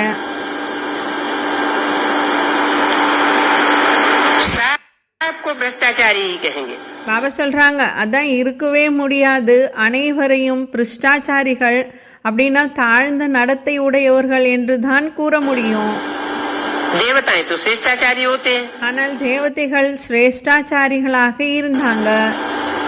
तुम महान आत्मा श्रेष्ठाचारी को कहेंगे या भ्रष्टाचारी को. இப்போ நீங்க சொல்லுங்க, நம்மளை சிரேஷ்டாச்சாரிகள் என்று சொல்லுவீங்களா, இல்லை என்றால் பிரஷ்டாச்சாரிகள் என்று கூறுவீங்களா? बाप समझाते हैं தந்தை புரிய வைக்கிறாங்க, रावण राज्य में एक भी श्रेष्ठाचारी नहीं हो सकता. ராவண ராஜ்யத்தில் ஒருவர் கூட சிரேஷ்டாச்சாரிகளாக இருக்கவே முடியாது. அப்படின்னா சிரேஷ்டாச்சாரிகள்னா உயர்ந்த நடத்தை உடையவர்கள். सब भ्रष्टाचारी कर्मेंद्रियों से அனைவருமே பிரஷ்டாச்சாரிகள் தான். கர்ம இந்திரியங்கள் மூலமாகவும் भ्रष्ट कर्म करके भ्रष्ट औलाद ही पैदा करते हैं. இப்படி தாழ்ந்த இந்திரியத்தின் மூலமாக குழந்தைகளை பிறக்க வைத்து தாழ்ந்த செயல்கள் தான் செய்து கொண்டிருக்கிறார்கள். भ्रष्ट होगा तो भ्रष्ट ही पैदाइश करेगा. பாபா சொல்றாங்க, பிரஷ்டமாக ஆயிட்டாங்கன்னா தாழ்ந்தவர்களாக ஆயிட்டாங்கன்னா கண்டிப்பாக தாழ்ந்த செயல்கள் தான் செஞ்சுக்கிட்டே இருப்பாங்க. ये लोग तो अपन को श्री श्री 16,108 सदगुरु कहते हैं. ஆனால் இந்த சாது சந்நியாசிகள் எல்லாம் தனக்குத்தானே பெயர் வச்சுக்கிறாங்க.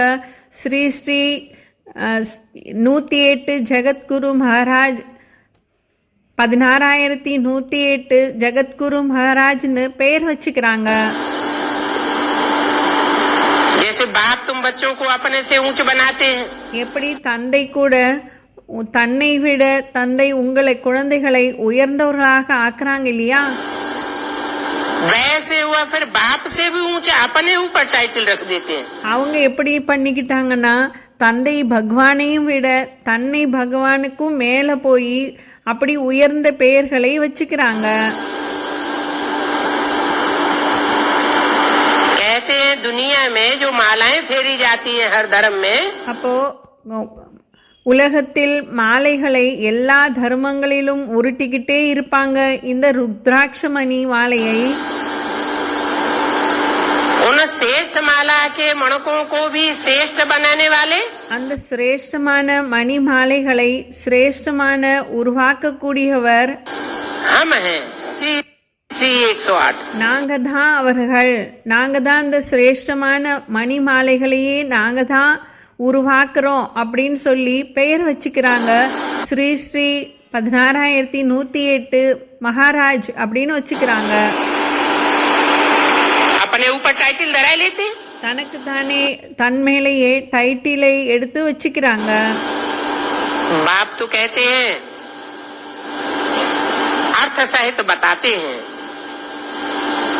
मैं तुमको ऊंच बनाता हूँ। பாபா சொல்றாங்க, நான் உங்களுக்கு அர்த்தத்தோடு புரிய வைக்கின்றேன், மேலும் உயர்ந்தவர்களாகவும் ஆக்குகிறேன். तुम ऊंचते ऊंचा माला के मणकों की सारी दुनिया स्मृति करती है। அப்படிப்பட்ட உயர்ந்ததிலும் உயர்ந்தவர்களாக நீங்க ஆகிறீங்க. மணி மாலைகளில் கோர்க்கப்படுறீங்க. மணி மாலைகளில் கோர்க்கப்படுவதனுடைய காரணத்தினால் முழு உலகத்தில் இருப்பவர்களும் உங்களை நினைவு செய்கிறாங்க. बनाने वाला मैं हूँ। அப்படிப்பட்ட மணி மாலைகளாக உங்களை நான் தான் உருவாக்குகிறேன் அப்படின்னு பாபா சொல்றாங்க. ये महात्मा लोग अपन को बाप से ऊंच कह देते हैं। ஆனா இந்த மகாத்மா ஆத்மாக்கள் தன்னை தானே உயர்ந்தவர்களாக காட்டுகிறாங்க. तो देखो तुमको अब कितना ज्ञान मिलता है। இப்ப பாருங்க, உங்களுக்கு எவ்வளவு ஞானம் இப்போ கிடைச்சிடுச்சு. तुम्हारे आगे तो वह जैसे उल्लू लोग हैं। பாபா சொல்றாங்க, உங்களுக்கு முன்னாடி பார்க்க போனா அவர்கள் வவ்வால் மாதிரி தான். कुछ भी समझते नहीं। ஒன்றுமே அவர்கள் புரிஞ்சுக்கிறதே இல்ல. महात्मा कृष्ण को भी कहते हैं। மகாத்மா என்று கிருஷ்ணரை கூட கூறுகிறார்கள் தான். कहाँ वो विश्व का मालिक விஸ்வத்தினுடைய மாலிக் எங்கே? और कहाँ कलयुग में भ्रष्टाचार से ये पैदा हुए। இந்த கலியுகத்தில் பிரஷ்டாச்சாரி, அதான் பிருஷ்ட இந்திரியங்கள் மூலமாக பிறந்திருக்கக்கூடிய இவர்கள். इन भ्रष्टाचारी इन्हों को निर्विकारी तो कह ही नहीं सकते। பாபா சொல்றாங்க, இவர்கள் எல்லாம் பிருஷ்டாச்சாரிகள், தாழ்ந்த நடத்தை உடையவர்கள். இவர்களை எல்லாம் சிரேஷ்டாச்சாரி, உயர்ந்தவர்கள் என்று கூறவே முடியாது. ऐसे मत समझो இப்படி புரிஞ்சுக்காதீங்க. कि ये विकार में नहीं जाते हैं तो इनको निर्विकारी कहेंगे। இவர்கள் விகாரத்துல போகவே இல்லை, அதனால இவர்களை நிர்விகாரி என்று கூறலாம், அப்படி நினைக்காதீங்க. नहीं, அப்படி இல்ல. उनकी तो पैदाइश ही भ्रष्टाचार से होती है। ஏனென்றால் தந்தை ப்ரூஃபோடு சொல்றாங்க, அவர்களுடைய பிறப்பே விகாரத்தில் தான் ஏற்படுகிறது. जिसका आदि ही भ्रष्टाचार से होता है। பாபா கேக்குறாங்க, யாரனுடைய ஆதி காலமே அதான் தாழ்ந்த இந்திரியத்தில் பிறப்பே இருக்கின்றது என்றால் उसका मध्य और अंत भी भ्रष्टाचार में ही जाता है। அவர்களுடைய வாழ்க்கை மத்தியத்திலையும் கடைசியும் அதுவும் பிரஷ்டாச்சாரமாக, அதான் தாழ்ந்த செயலுடையதாக தான் இருக்கும். कोई पूछे, யாராவது போய் அவர்கள்ட்ட நீங்க கேட்டீங்கன்னா, चलो वो साधु सन्यासी तो भ्रष्टाचार से पैदा होते हैं। சரி, இந்த சாது சன்னியாசிகள் என்னவோ பிரஷ்டாச்சாரி இந்திரியத்தின் மூலமாக தான் பிறந்திருக்காங்க. भ्रष्ट कर्मेंद्रियों की पैदाइश है। அவர்களுடைய तुम किसकी पैदाइश हो? அவர்களுடைய பிறப்பே இந்த தாழ்ந்த இந்திரியத்தின் மூலமாக தான் அவர்களுடைய பிறப்பு இருக்கு. அதான் மகான் ஆத்மாக்கள் சாதுக்களினுடைய பிறப்பு. அவங்க உங்கள்கிட்ட கேட்டாங்கன்னா நீங்க எப்படி பிறந்திருக்கீங்க? तो क्या जवाब देंगे? அப்ப நீங்க என்ன பதில் கொடுப்பீங்க அவங்களுக்கு? हम ब्रह्मा मुख वंशावली हैं। அந்த பாய் சொல்றாங்க, நாங்க பிரம்மா மூலமாக பிறந்திருக்கின்றோம். ஆமா, பாபாவும் சொல்றாங்க, ஆமா, நாங்க பிரம்மாவனுடைய முக வம்சாவளி குழந்தைகள். हमको अब ये श्रेष्ठ भान है। எங்களுக்குள்ள சிரேஷ்டமான உணர்வு என்பது இருக்கு. भ्रष्ट इंद्रियों की पैदाइश करने वाले बाप को हम भूल गए। பாபா சொல்றாங்க, நாங்க பிரஷ்ட இந்திரியத்தின் மூலமாக எந்த தந்தை எங்களுக்கு ஜென்மம் கொடுத்தாங்களோ அவங்களையே நாங்க சுத்தமாக மறந்து போயிட்டோம். हमारा पूर्व जन्म हो गया. எங்களுக்கு பழைய ஜென்மம் முடிந்து நாங்க புதிய ஜென்மத்தில் இருக்கின்றோம். எங்களுக்கு புதுசாக ஜென்மம் கிடைச்சிடுச்சு. अब हमने नया जन्म लिया. நாங்க இப்போ புதிய ஜென்மத்தில் இருக்கின்றோம். हम श्रेष्ठाचारी बाप की पैदाइश है. நாங்க சிரேஷ்டாச்சாரி தந்தையினுடைய பிறந்த குழந்தைகள். நாங்கள் बल उस ब्रह्मा की पैदाइश में भी दो प्रकार के हैं. பாபா சொல்றாங்க, இருந்தாலும் பிரம்மாவனுடைய மடியில் பிறந்தவர்கள் இரண்டு விதமான குழந்தைகள். एक मुखवंशावली ब्राह्मण, ஒரு சைடு முக்கவம்சாவளி குழந்தைகள் பிறக்கிறாங்க. और एक இன்னொரு சைடு कुखवंशावली ब्राह्मण. முக்கவம்சாவளி குழந்தைகள். அதான் மடியில் பிறக்கக்கூடிய குழந்தைகள் ஒரு சைடு, இன்னொரு சைடு பிரம்மாவனுடைய வாய் மூலமாக பிறக்கக்கூடிய வாயினுடைய வாணிகளை கேட்டு பிறக்கக்கூடிய குழந்தைகள். जो मुख को देख करके आकर्षित होते हैं. யாரெல்லாம் பிரம்மாவனுடைய வாணியில் ஆக்கர்ஷணம் செய்து வருகிறார்களோ, ब्रह्मा कुमार कुमारियों के मुख को देखते हैं.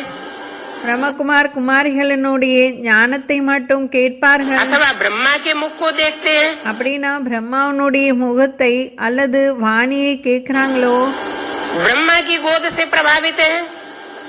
उनको कहेंगे कुखवंशावली. ஒருவேளை பிரம்மகுமாரிகள் அல்லது பிரம்மாவனுடைய மடியை நோக்கி வரக்கூடியவர்கள், இவர்கள் எல்லாம் குக்கவம்சாவளி குழந்தைகள். அதான் பிரம்மாவனுடைய சரீரத்தை பார்த்து பிறக்கக்கூடிய குழந்தைகள். वो ब्रह्मा अथवा ब्रह्मा कुमार कुमारियों के आर्डर पर चलते हैं. இவர்கள் பிரம்மா அல்லது பிரம்மகுமார் குமாரிகளினுடைய ஆர்டர் படி நடப்பாங்க. ब्रह्मा के मुख से निकले हुए डायरेक्शंस को फॉलो नहीं करते हैं. और हम तो ஆனால் பிரம்மாவனுடைய வாய் மூலமாக என்ன வாணிகள் வந்ததோ அதனுடைய டைரக்ஷன் படி நடக்க மாட்டார்கள். प्योर ब्रह्मा मुखवंशावली है. ஆனால் நாம் எப்படிப்பட்டவர்கள் என்றால் பியூரான பிரம்மா முக்கவம்சாவளி குழந்தைகள். ब्रह्मा के मुख से ஏனென்றால் பிரம்மாவனுடைய வாய் மூலமாக भी डायरेक्शन अर्थात श्रीमत मिलती है.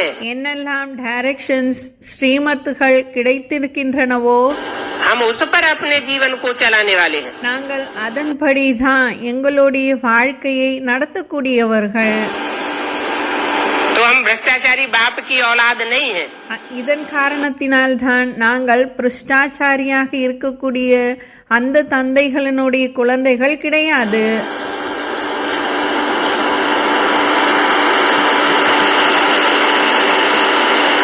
वहाँ तो भ्रष्टाचार की बात ही नहीं होगी. பாபா சொல்றாங்க, அங்க பிரஷ்டாச்சாரத்தினுடைய விஷயமே இல்ல. यहाँ तो रावण राज्य है. இங்கு ராவண ராஜ்யமாக இருக்கின்றது. रावण राज्य में ராவணனுடைய ராஜ்யத்தில் तन की पैदाइश तो भ्रष्टाचार से होती है. இந்த உடலினுடைய ஜென்மம் என்பது பிரஷ்டாச்சார, அதான் தாழ்ந்த இந்திரியத்தின் மூலமாக தான் ஏற்படும். लेकिन तन को चलाने वाला कौन? ஆனால் இந்த உடலை நடத்தக்கூடியவர் யாரு? तन को चलाने वाली है मन बुद्धि रूपी आत्मा. இந்த உடலை நடத்தக்கூடியது எதுனா அதுதான் மனம் புத்தி உடைய ஆத்மா.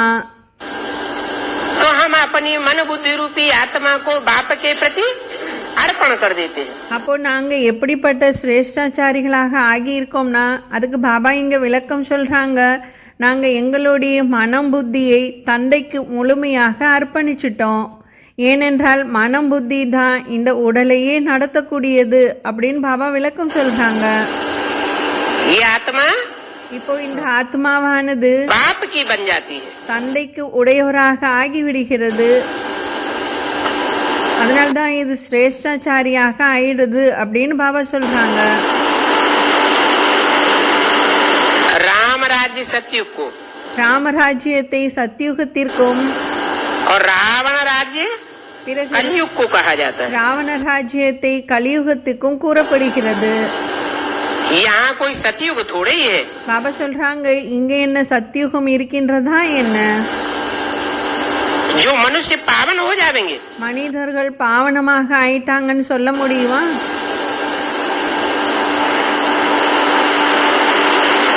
वो लोग तो जैसे टोपी रख देते हैं। तुमको तो अच्छी रीति समझ करके फिर समझाना है। பாபா சொல்றாங்க, நீங்க நல்ல விதத்துல இங்க ஞானத்தை புரிஞ்சுக்கிட்டு அதன் பிறகுதான் மற்றவர்களுக்கு புரிய வைக்கணும். बाप कहते हैं, தந்தை கூறுகிறார்,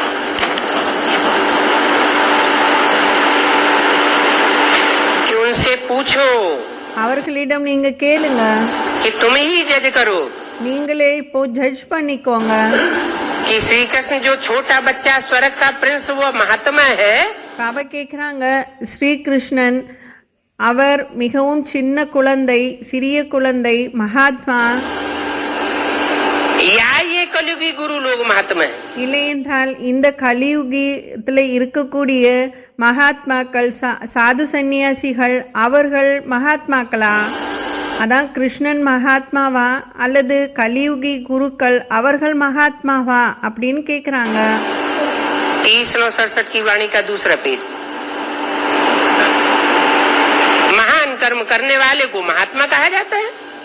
மகாத்மா என்றாலே என்ன அர்த்தம்னா, மகானான காரியத்தை செய்தால் அது அவர்கள்தான் மகாத்மாக்கள்.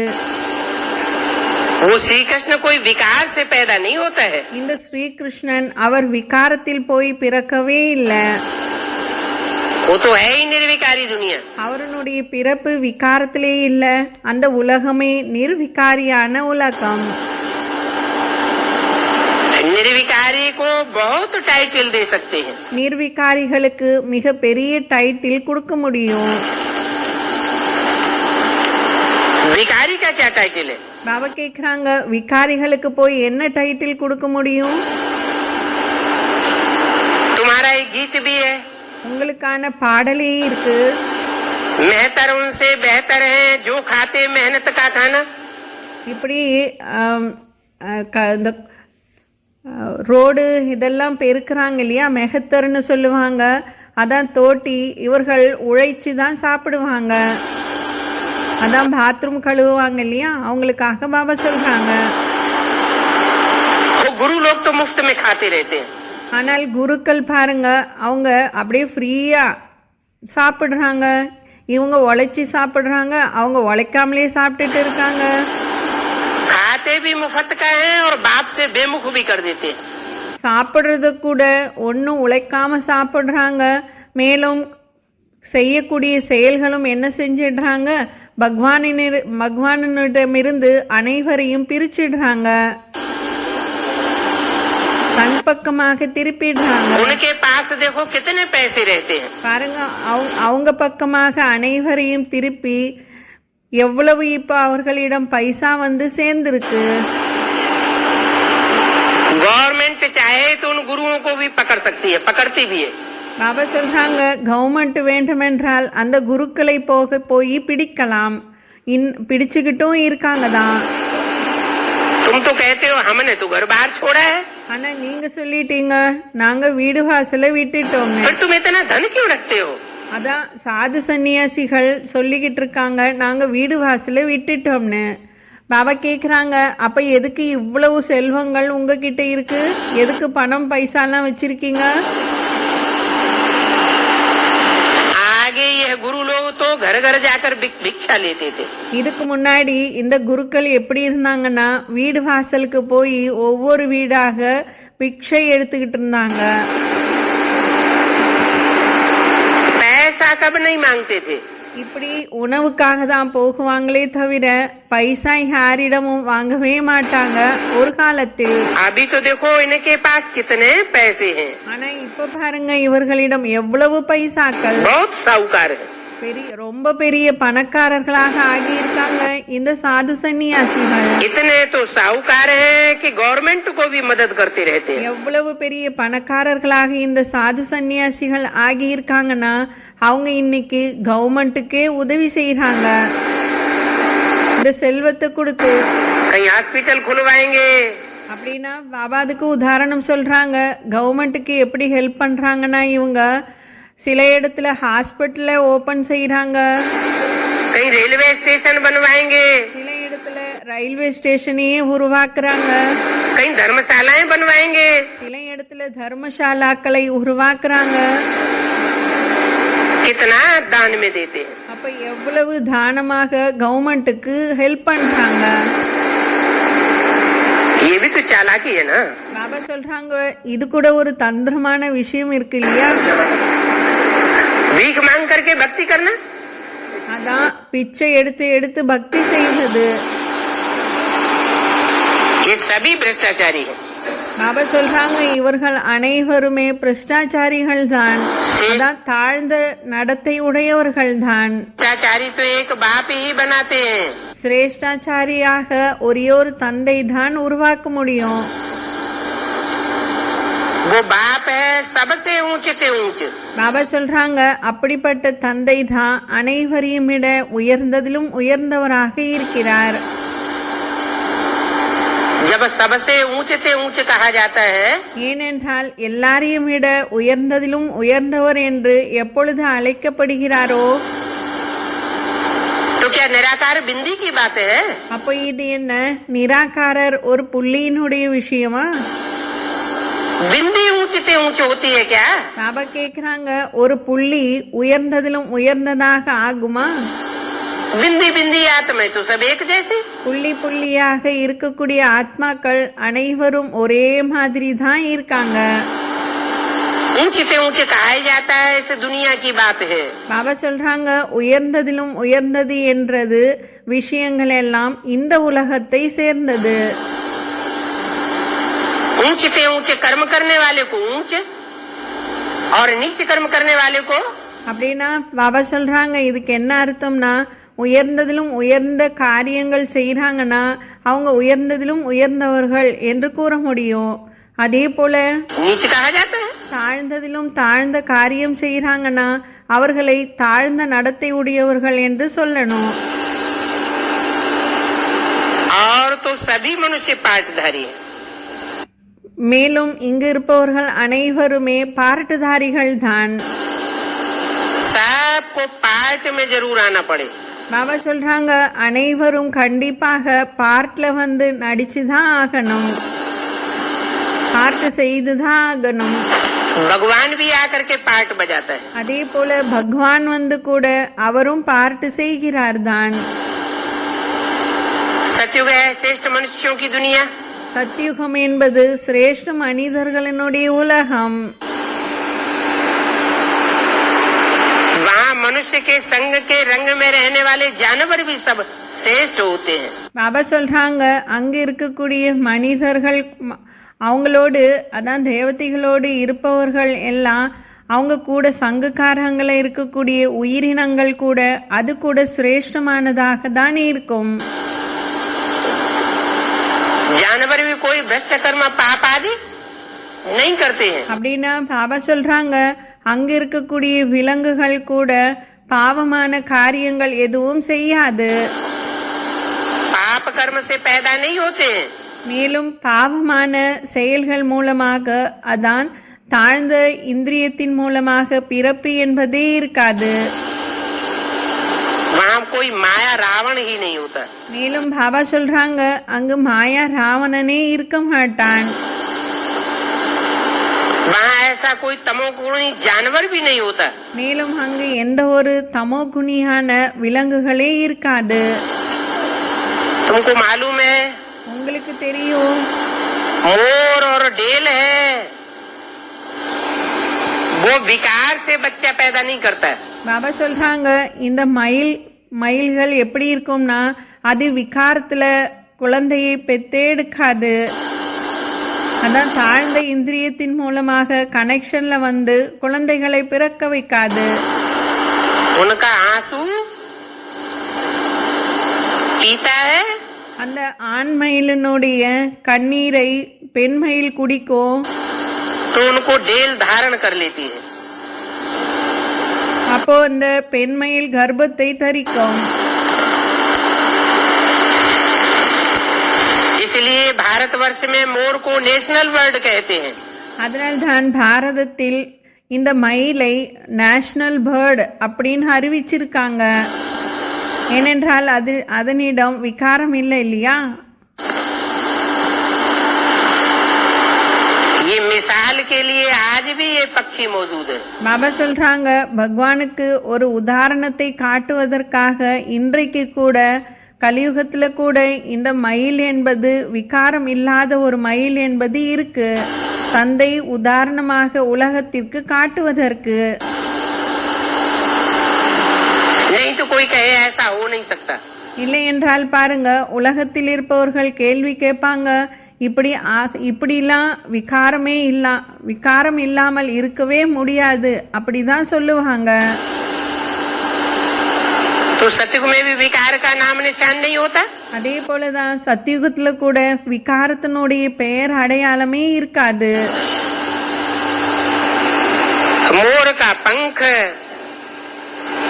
पहला नंबर जो प्रिंस श्री कृष्ण है, பாபா சொல்றாங்க, மோரனுடைய சிறகுகள் முதல் நம்பரில் இருக்கக்கூடிய ஸ்ரீ கிருஷ்ணன் उनके सिर पर लगाते हैं। அவரனுடைய தலை மீது இந்த சிறகுகள் என்பது இருக்கும்.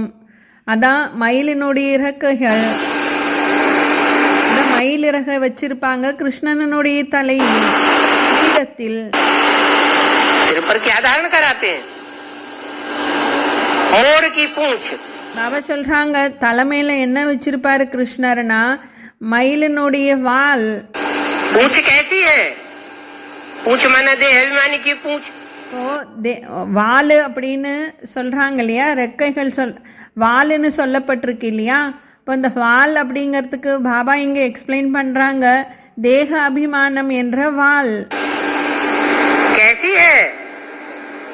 इतनी सुंदर श्रेष्ठाचारी पूछ है।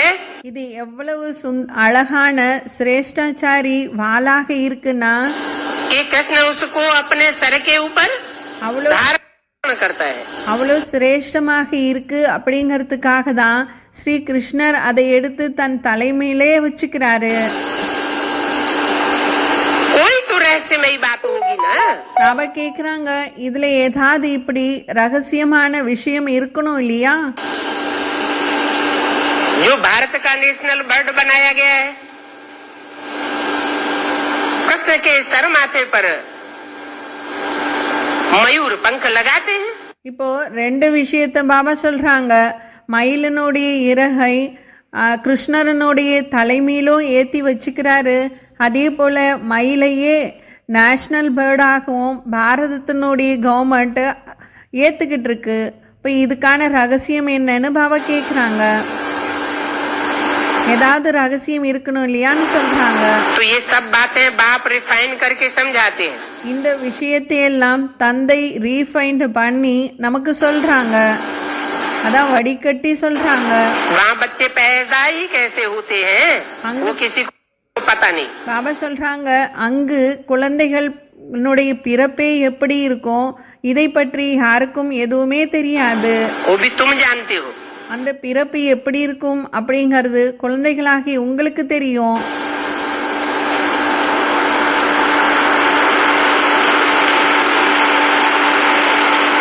प्यार भी सतो प्रधान सतो सामान्य रजो और तमो 4 अवस्थाओं से गुजरता है।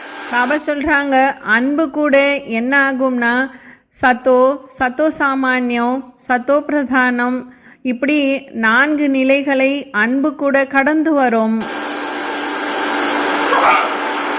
सतयुग में सतो प्रधान श्रेष्ठाचारी प्यार होता है। சத்தியுகத்தில் சத்தோ பிரதானமான சிரேஷ்டாச்சாரியான அன்பு இருந்தது. वहाँ भ्रष्ट इंद्रियों का भ्रष्टाचारी प्यार बिल्कुल नहीं होता। அங்கு பிருஷ்ட இந்திரியத்தின் மூலமாக பிருஷ்ட இந்திரியத்தின் மீது எந்த ஒரு அன்புமே இருக்காது, முற்றிலுமாக இருக்காது. बाप कहते हैं तुमको देवता बनाता हूँ। தந்தை கூறுகிறார், நான் உங்களை தேவதையாக ஆக்குகிறேன். तो अभी से अपनी पूरी जांच करो। இப்பொழுதிலிருந்தே உங்களை நீங்க முழுமையாக செக் பண்ணிக்கோங்க. क्या जांच करो? என்ன செக் பண்ணிக்கணும்? कि कि मैं कहाँ तक भ्रष्टाचारी से நான் எங்கு வரைக்கும் எது வரைக்கும் நான் இந்த பிரஷ்டாச்சாரியிலிருந்து அதான் தாழ்ந்த செயல்களிலிருந்து श्रेष्ठाचारी बना हूँ। தாழ்ந்த செயல்களிலிருந்து உயர்ந்த சிரேஷ்டாச்சாரி அதான் சிறந்த செயல்கள் செய்பவனாக இருக்கின்றேன். मेहनत बगैर विश्व का मालिक थोड़े ही बन सकेंगे। எவ்வளவு தூரம் ஆயிருக்கேன் அப்படிங்கறத செக் பண்ணிக்கோங்க. ஏனென்றால் பாபா சொல்றாங்க, உழைப்பில்லாமல் இந்த உயர்ந்த பதவியை அடைய முடியுமா என்ன? जैसे तुम्हारी आत्मा बिंदी है, எப்படி உங்களுடைய ஆத்மா ஒரு புள்ளியாக இருக்கிறதோ, तो इसमें कोई मुझने की तो दरकार ही नहीं है। இதுல குழப்பிக்கிறதுக்கான ஒரு விஷயமே இல்ல.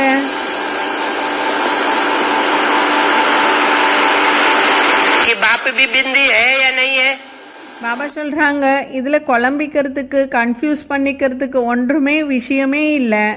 ஏனென்றால் தந்தை கூட புள்ளியாக இருக்காரா இல்லையா, அவர் எப்படி இருக்கார் அப்படின்னு குழப்பிக்க வேண்டாம். हम आत्मा भी बिंदी बिंदी आत्माओं का बाप भी। ஏனென்றால் நான் ஆத்மா புள்ளியாக இருக்கின்றேன் அப்படின்னா நாமளும் ஆத்மா புள்ளி புள்ளியாக இருக்கக்கூடிய எல்லாரும் ஒரு புள்ளி ஆத்மா தான். அதே போல புள்ளி புள்ளியாக இருக்கக்கூடிய அனைவருடைய தந்தையும் அவரும் புள்ளி தான். कोई कहते हैं हम देखें किसको, அப்போ யாராவது கேக்குறாங்கன்னா நாங்க எப்படி பாக்குறது ஒரு புள்ளியை?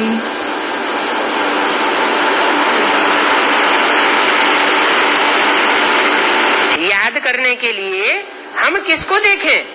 அதான் பாபா விளக்கமா கேக்குறாங்க, நாங்க தந்தையை நினைவு செய்வதற்கு நாங்க எப்படி புள்ளியை பார்ப்பது?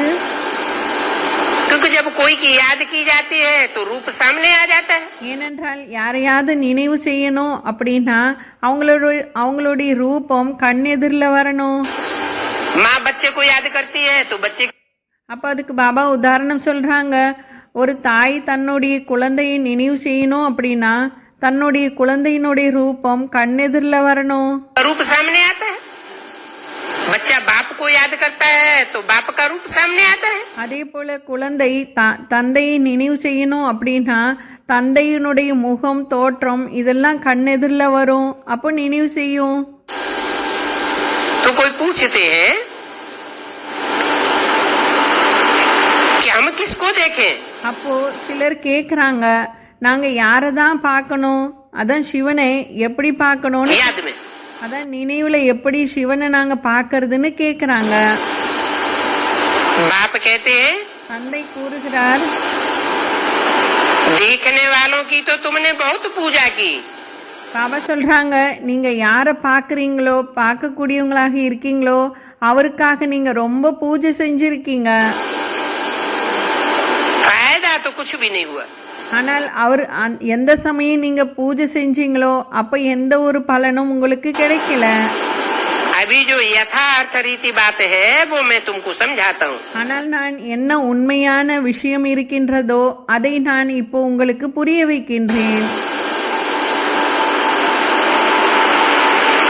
मेरे में सारा पार्ट भरा हुआ है। பாபா சொல்றாங்க, எனக்குள்ள எல்லா பார்ட்டும் நிரம்பி இருக்கு. माने मेरी आत्मा में, அப்படின்னா பாபா சொல்றாங்க, என்னுடைய ஆத்மாவுக்குள் श्रेष्ठाचारी बनाने का सारा पार्ट भरा हुआ है। சிரேஷ்டாச்சாரியாக உருவாக்குவதற்காக அந்த பார்ட் முழுமையாக நிரம்பி இருக்கு. और कोई मनुष्य मात्र में ये पार्ट नहीं है, चाहे राम। அதனால் தான் வேறு யாரும் இந்த பார்ட்டை செய்ய முடியாது. நான் என்ன பார்ட்டு செய்கின்றனோ அதை வேறு யாருமே செய்ய முடியாது. ராமனாக இருக்கலாம், ओ कृष्ण हो, इब्राहिम, बुद्ध, क्राइस्ट, कोई भी हो। இல்லை என்றால் கிருஷ்ணன், இப்ராஹிம், புத்து யாராக இருந்தாலும் சரி, ये पार्ट सिर्फ मेरी आत्मा में ही नुदा हुआ है। அந்த என்னுடைய பார்ட்டு எனக்குள்ள மட்டும்தான் அது நிரம்பி இருக்கின்றது. இது பிக்ஸ் ஆகி இருக்கும். அதான் சிரேஷ்டாச்சாரியாக உருவாக்குவதற்கான பார்ட்டு. तो यथार्थ मैं तुमको समझाता हूँ। பாபா சொல்றாங்க, இதுதான் உண்மையான விஷயம், இதை நான் உங்களுக்கு புரிய வைக்கின்றேன். सुप्रीम सोल है ना। பாபா சொல்றாங்க, இவர்தான் சுப்ரீம் சோல் அல்லவா? वो सुप्रीम फादर है। இவர்தான் சுப்ரீம் ஃபாதராகவும் இருக்கிறார்.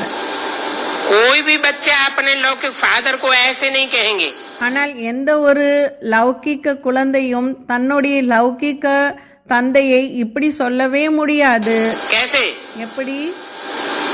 Supreme father. சுப்ரீம் ஃபாதர் என்று தன்னுடைய லௌகிக்க தந்தையை கூற முடியாது. या सुप्रीम टीचर। இல்லை என்றால் சுப்ரீம் டீச்சர் என்று யாரையும் சொல்ல முடியாது. ये तो एक कोई कहा जाता है। ஆனால் இதை ஒரேயொரு தந்தைக்கு மட்டும்தான் கூற முடியும். ओम शांति। ஓம் சாந்தி. ஓம் சாந்தி. விசிறி நம்பர் 688, விசிறி number 688 fully completed. Om Shanti.